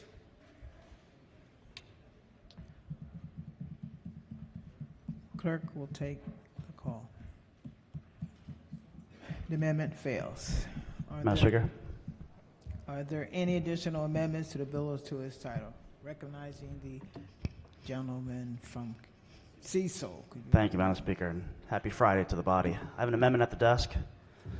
Amendment number 823224-1. Amendment number 1. Thank you, Madam Speaker. Move so much be considered the reading of the amendment. So ordered. Yes. So this amendment is very straightforward, and after some debate here on the floor, I think we're all accepting the fact that this bill is probably going to go forward. And this is a very simple and very plain amendment, and the purpose of it is to shine a light on a zero-emission type of vehicle that often is the little brother and doesn't get as much headlines as the electric vehicles, and that deals specifically with hydrogen-powered vehicles. I'll read to you the amendment and the language that we want to change, and all it does is ask the stakeholder group, before adopting regulations, shall consult with zero-emission and low-emission vehicle shareholders representing vehicles using alternative fuels, and it specifies hydrogen and biofuels and the impact of them on the proposed regulations. Now, I had a chance to speak to the Vice Chair of the committee, and thank you for affording me that option. The reason that this amendment is so important is that if you go to page 3 of the fiscal note, there is a hyperlink, and that hyperlink takes you to the CFR. I have it up on my computer, that deals with this. It's over 400 pages long. But if I could draw your attention to page 35, it makes specific reference to alternative pathways in which you can qualify for the zero emission standard. I don't think there's anyone in here that truly believes that because you have an electric vehicle that you're not generating carbon, right? I can't take my electric vehicle and go and plug it into the Conowingo Dam and say this came from 100% green energy power production. I can't do that. It's a blended, comes to my house, I plug my car in there, I recharge it, I go to the charging station on the side of the road.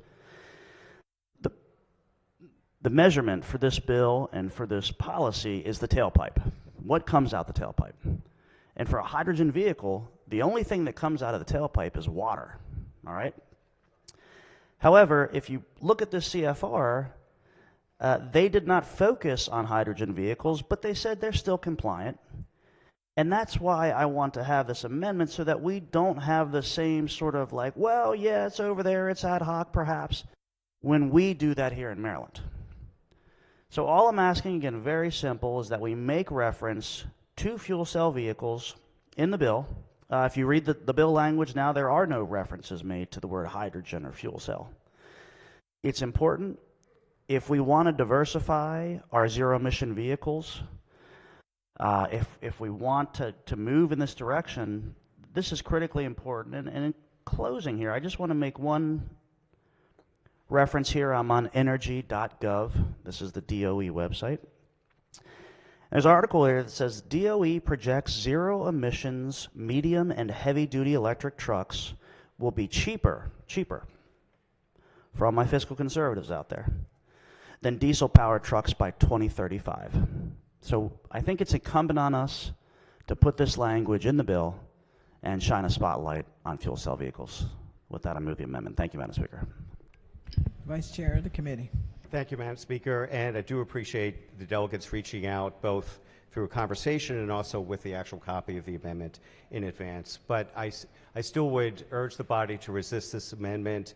In the regulatory process, MDE does extensive outreach to stakeholders, to really anyone who is interested in submitting comments and having feedback. And I'm confident that the group referred to in this amendment will be among those groups that MDE will reach out to. So therefore, I don't believe there's any need for this amendment and would urge its rejection.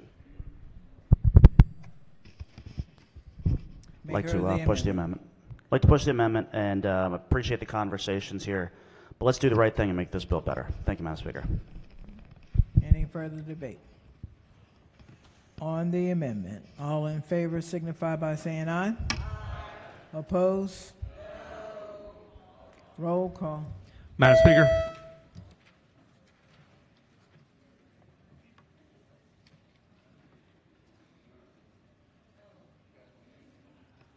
Has everyone recorded their vote? Clerk will take the call. The amendment fails. Are there any additional amendments to the bill or to its title? Hearing none. The bill is ordered. This is printed. The third reading. Madam Speaker. Yes. Vote. Yes. Vote change on House Bill 230 Amendment 1 from yea to nay.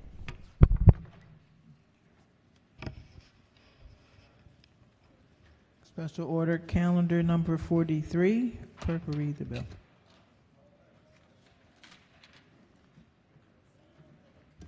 Senate Bill 224, Department of the Environment, Zero Emissions, Medium and Heavy Duty Vehicles, Regulations, Clean Trucks Act of 2023. Favorite report is amended and adopted. Recognizing the minority leader. Thank you, Madam Speaker. Very, very, very sadly, all my questions have just been answered. Thank you. Ready to go? Any further debate? If not, all in favor? What? Oh, yeah. Yeah. Okay. All righty.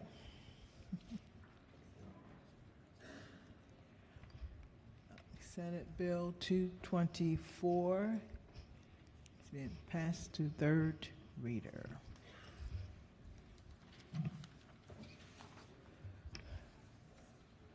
Special order calendar number 42. Clerk will read the bill. Senate Bill 23, Heating, Ventilation, Air Conditioning, and Refrigeration Services, Journeyman License. Qualifications, favor board amended. Adopted. Recognizing the maker of the motion. Thank you, Madam Speaker. I have an amendment at the desk, amendment number 3436201. Amendment number 1. I'm actually going to read this lengthy amendment. I figured time's going well today, so as written, on page 2, line 16, strike 2023 and substitute 2025. This would grandfather all the current folks that are in the training program and help hundreds of heating and air conditioning contractors of Maryland. Move the amendment. Floor leader. Thank you, Madam Speaker. First of all, I want to thank the good delegate for sharing the amendment with the committee yesterday, and I also want to thank the delegate for recognizing the importance of this bill. With that said, I am urging the body to actually accept the friendly amendment. Thank you. Thank you to the floor leader. Question for the House is the adoption of the amendment. All in favor signify by saying aye. Opposed? The ayes have it. Amendment has been adopted. Question now is adoption of the favorable report as amended. All in favor signify by saying aye. Opposed? The ayes have it. Favorable report is adopted. Are there any additional amendments to the bill to its title? Hearing none, the bill is ordered past the third reading. Message from the Senate, consent calendar number 31. Senate bills introduced in the House. The clerk will read the first bill and committee assignment. Senate Bill 8, Senator Augustine, House Rules. Recognizing the majority leader. Thank you, Madam Speaker. So much be considered the reading of SB 8 to be considered the reading of all the bills on the calendar. Here are no objections. The bills are read the first time and referred to the appropriate committees.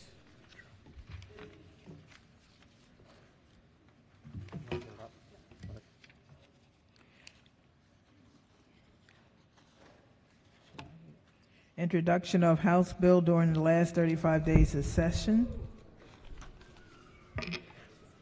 Madam Speaker. Recognizing the sponsor. Thank you, Madam Speaker. I would encourage everybody to look really closely at that board as they whistle and then press the button. And with that, I blame my senator for the bill being late, Madam Speaker. Shall the bill be introduced? Requires 94 votes. The clerk will call the roll. Madam Speaker.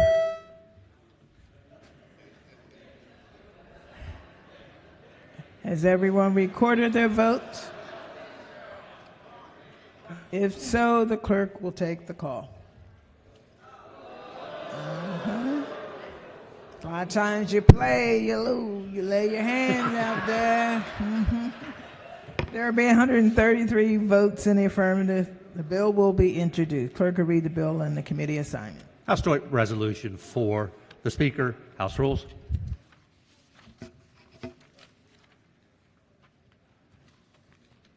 That ends the work at the desk. Committee announcements, appropriations. Thank you, Madam Speaker. The Appropriations Committee will vote immediately after session, and we will also have conference committee this afternoon, so if you're a conferee, stay tuned for the time. Judiciary. Thank you, ladies and gentlemen, members of the House. House Judiciary Committee, subcommittee chairs, we will be meeting at 2 o'clock 2 o'clock for subcommittee chairs. We will not have a voting session today. We will be voting on Monday at 1 p.m. Monday at 1 p.m. Environment and Transportation. Thank you, Madam Speaker. The Environment and Transportation Committee will have a voting session immediately after this floor session, and listen up for 2 subcommittee meetings that will be immediately after that. Ways and Means. Thank you, Madam Speaker. The Ways and Means Committee will not be meeting. Please listen up for subcommittee announcements. Economic Matters. Thank you, Madam Speaker. The House Economic Matters Committee will be meeting for a brief voting session immediately after we're done here. Thank you. Health and Government Operations. Thank you, Madam Speaker. The Health and Government Operations Committee will not be meeting this afternoon. Have a great weekend. Subcommittee announcements. Yes. Thank you, Madam Speaker. Natural Resources will meet after voting and after the Environment Subcommittee on Zoom. Thank you. Local Revenues. Thank you, Madam Speaker. The Local Revenue Subcommittee will be meeting at 1:30 on Zoom. Please note the time change, 1:30. Any other subcommittees? Yes. Vice Chair of the committee. Thank you, Madam Speaker. The Environment Subcommittee will meet virtually after voting in committee. Any other subcommittees? Okay. Madam Speaker. Yes. The Housing and Real Property Subcommittee will be meeting on Monday, so please pay attention. Monday, Housing and Real Property, Monday. Okay. Any other? Any Public Health? Thank you, Madam Speaker. The Public Health and Minority Health Disparities Subcommittee will not be meeting, but the AOT work group will be meeting at 11 o'clock on Zoom on Monday. Health Occupations. Health Occupations. The Orioles is later. Health Occupations will meet Monday at 1 o'clock by Zoom. Chairman. Madam Speaker, I forgot to mention the Judiciary Committee should stay in the chamber after we're done for a picture. Thank you. You seem real enthusiastic about that. Any other subcommittees? Any delegation announcements? Okay. Any caucus announcements? Okay.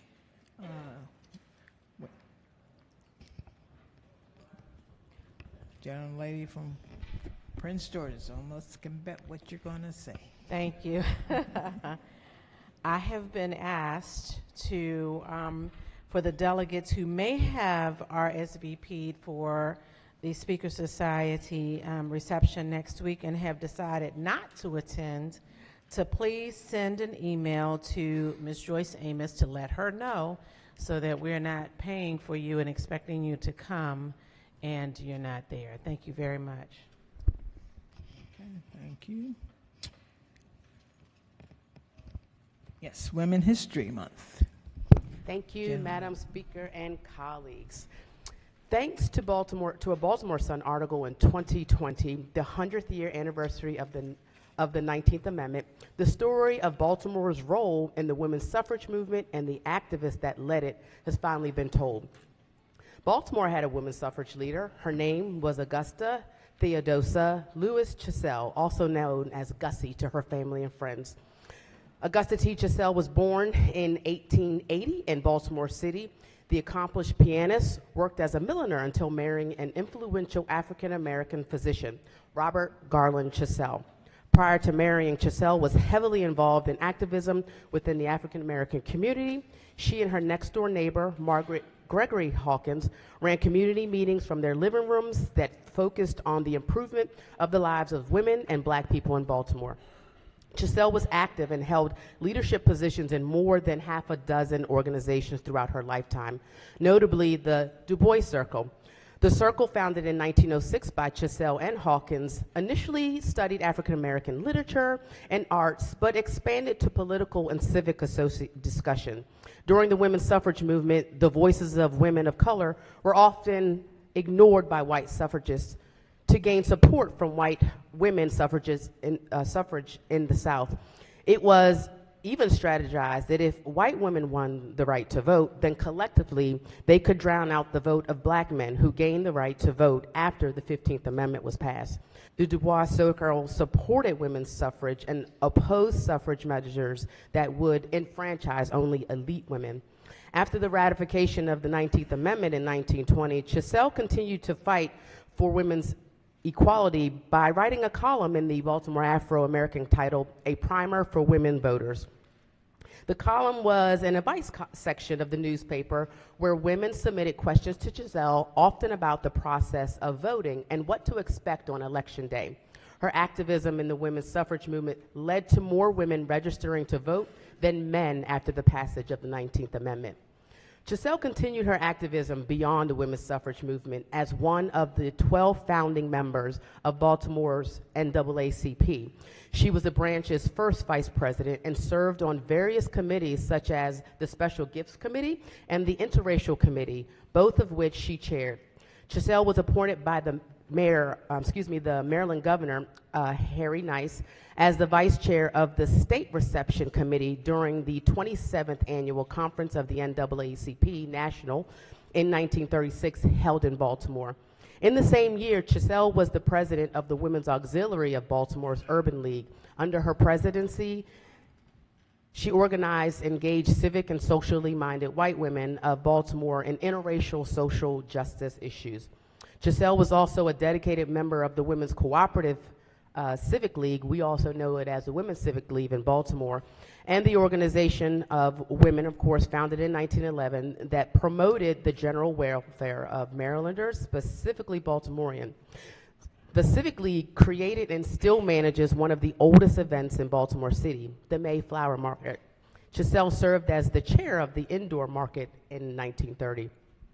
Given Chiselle's many organizational memberships, tireless civic activism, and dedication to women and the black community, the Afro paper in 1931 noted her as a go-getter. Her family described her as striking and regal, and in her later years, good-looking and fashionable. Chiselle was a woman that exuded confidence, which was incredibly important given her work for equality for black women and the community. Chiselle was actively involved in maintain her involvement with organizations like the Du Bois Circle, which is still active in its 117th year, and the NAACP, holding many roles until her death in 1973. On March 21st, 2019, 48 years after her death, Chiselle was inducted into the Maryland Women's Hall of Fame for her work in Maryland and Baltimore in the women's suffrage movement. Later in that same year, 11 highway markers were erected to highlight Maryland women, events, and landmarks in the struggle to gain the right to vote as the country geared up for the 100th anniversary of the passing of the 19th Amendment. The first in Baltimore, the highway marker was erected in front of 1532 and 1534 Druid Hill Avenue, the former homes of Chiselle and her neighbor, sidekick, activist partner, Margaret Gregory Hawkins in West Baltimore. In closing, I will leave you with words of wisdom from Chiselle herself, written in the Afro under her column on October 1st, 1920. Since it is only by doing and not simply by observing that one really understands or knows a thing, it is necessary that a woman not only have access to the ballot, but that she use it. Thank you, colleagues.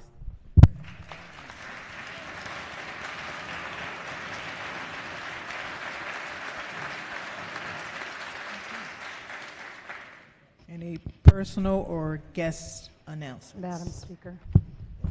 Young lady from Baltimore County. Thank you, Madam Speaker.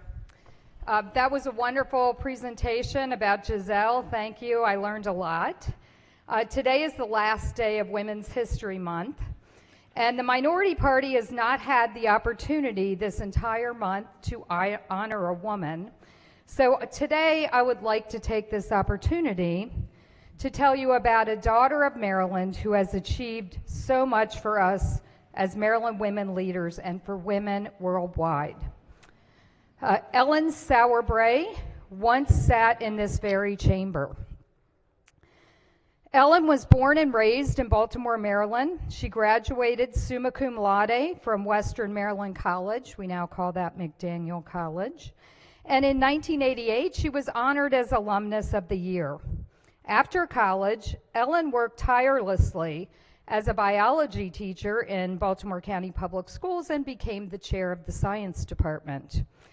But Ellen was dedicated to public service and felt that she could do more. So in 1978, Ellen was elected to our own House of Delegates, where she served here faithfully for 16 years.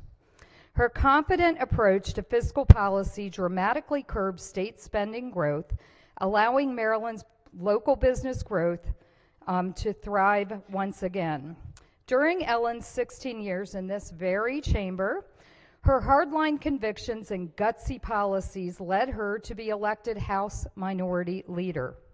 The men in the Minority Caucus actually pushed her and asked her to be the Minority Leader. She held that position for 8 years until she resigned to run for governor in 1994. She almost became the first female governor of Maryland, but was defeated by a small margin very late in the vote counting. In 1996, she was elected Republican National Committee woman for Maryland and was an expert in economic, budget, and fiscal policies. People knew that, and she became the regional U.S. Census Manager who oversaw 300 people in urban counties. She finished the census budget early and under budget, the census count early and under budget. She was nominated in 2001 by George W. Bush to serve as the U.S. representative to the United Nations Commission on the Status of Women. And she was appointed by Assistant Secretary to be the Assistant Secretary of State for the Bureau of Population, Refugees, and Migration in 2006. Under the leadership of Secretary of State Condoleezza Rice, Ellen managed a budget of about $2 billion and used that to improve the positions of women worldwide. She became a pioneer for the rights of women, single-handedly negotiating U.S.-sponsored United Nations Resolution 1325. This resolution transformed the socioeconomic status of millions of women by mandating equal participation, by integrating them into every step of the political process. And Ellen often recounts stories of teaching women across the world how to run for office and win. She shows us that anything is possible through determination and hard work. After losing her bid for governor, she said, "That was not God's plan for me. He had another." And it certainly was, because she made a big impact across the world for women and girls. Today, we celebrate her legacy by bravely facing the future and accepting that we can do good wherever we are planted. Ellen is now in her 80s. I won't tell you how old, because a lady doesn't like to do that. But she's been married to her dear husband, Will, for 63 years. She's also in the Maryland Women's Hall of Fame. She is one of Maryland's most influential female leaders. She is a personal friend to many of us on this floor. I'm proud to call her a friend and my dear fairy godmother. Thank you.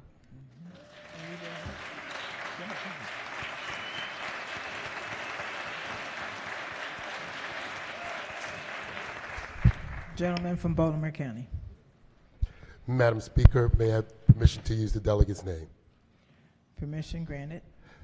This morning, some of you may have seen a very large group of fifth graders from Hernwood Elementary School in the 10th District, with Madam Speaker and my colleague Jennifer White, Delegate White, represent. So if you see them on your way out, just know that that fifth grade class from Hernwood Elementary School is taught by my daughter, Kaylin Phillips. We welcome them here today in Annapolis. Thank you.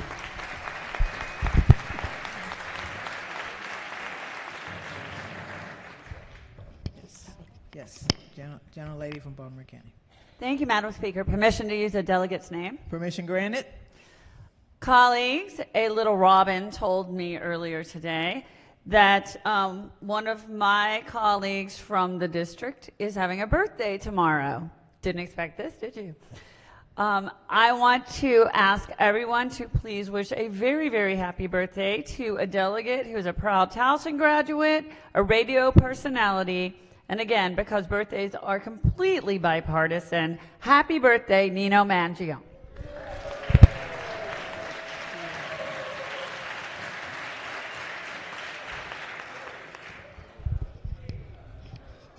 Gentleman from Baltimore City. Thank you, Thank you, Madam Speaker. I just wanted to have the opportunity to introduce one of my former interns is back. His name is Jace Peterkin. He's actually now a 2L at University of Pittsburgh's Law School. He's up here in the gallery. It's one of the colleagues. Would you please give him a warm welcome? Gentlelady from Montgomery County with a future page by her side. That's right. Thank you, Madam Speaker. Good afternoon, colleagues. I just wanted to take a moment to share that maybe a future page and future member of this body, future delegate Aiden Shetty, is here on the floor with us because it's the first day of Montgomery County spring break. Thank you all for being so kind to him and welcoming. And Aiden, do you want to just wave and say hi? Hi.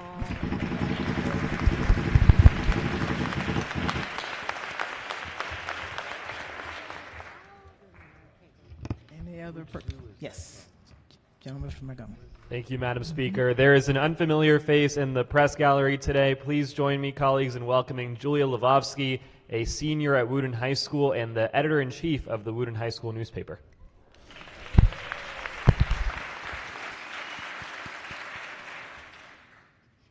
Yes. Gentleman from Frederick. Thank you, Madam Speaker. I have late-breaking and exciting subcommittee news. The Government Operations Subcommittee will meet Monday at 2 o'clock. Thank you. Okay. All right. Any other? Yes. Gentlelady from Prince George.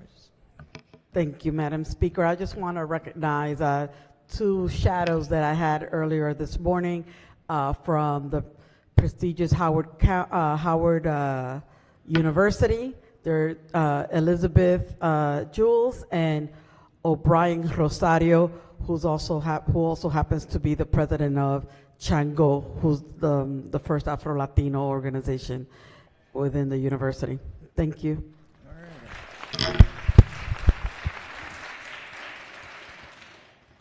Any other personal or guest announcements? Okay. Today is Friday.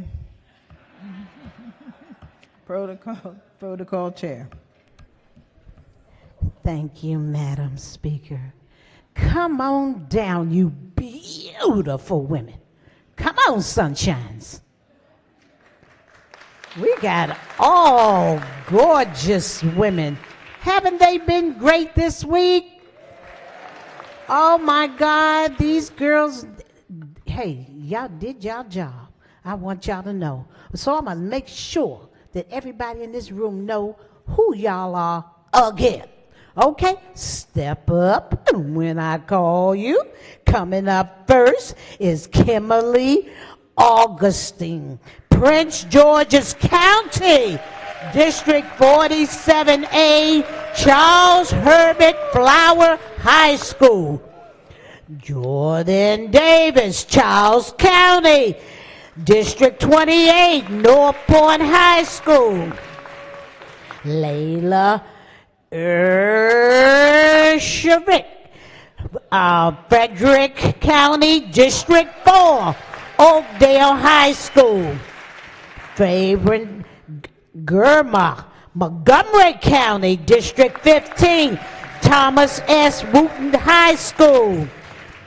Arista Gupta, Montgomery County, District 14, Gatesburg High School. Braylon Howard, Hartford County, District 35A, C. Milton Wright High School. I'm gonna get it right.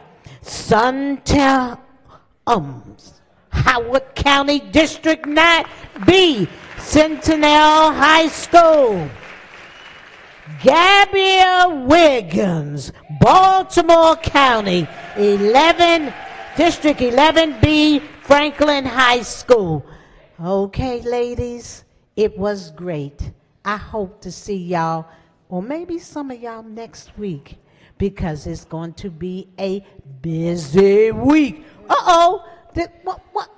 Oh, my goodness. Did I miss you, Sugar Poogle? Which one? Jordan Davis? Is that you? Wait. Jordan Davis. Charles County District 28, North Point High School. There they are.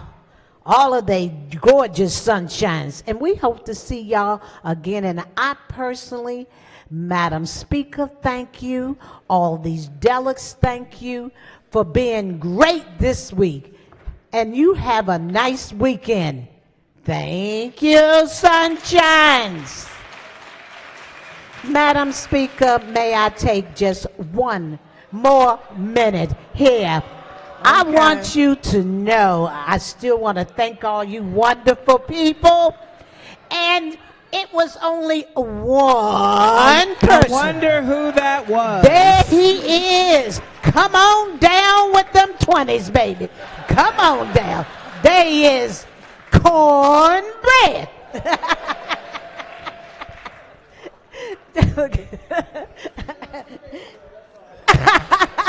Madam Speaker, this has been great. I love it. I thank all these wonderful people. Thank y'all so much for being good delegates. Okay, thank you, Madam Speaker. Welcome. You're welcome. Okay, pass them 20s down here, baby. Oh. Okay, thank you. Anyone else? Okay. Quorum call before adjournment. Madam Speaker.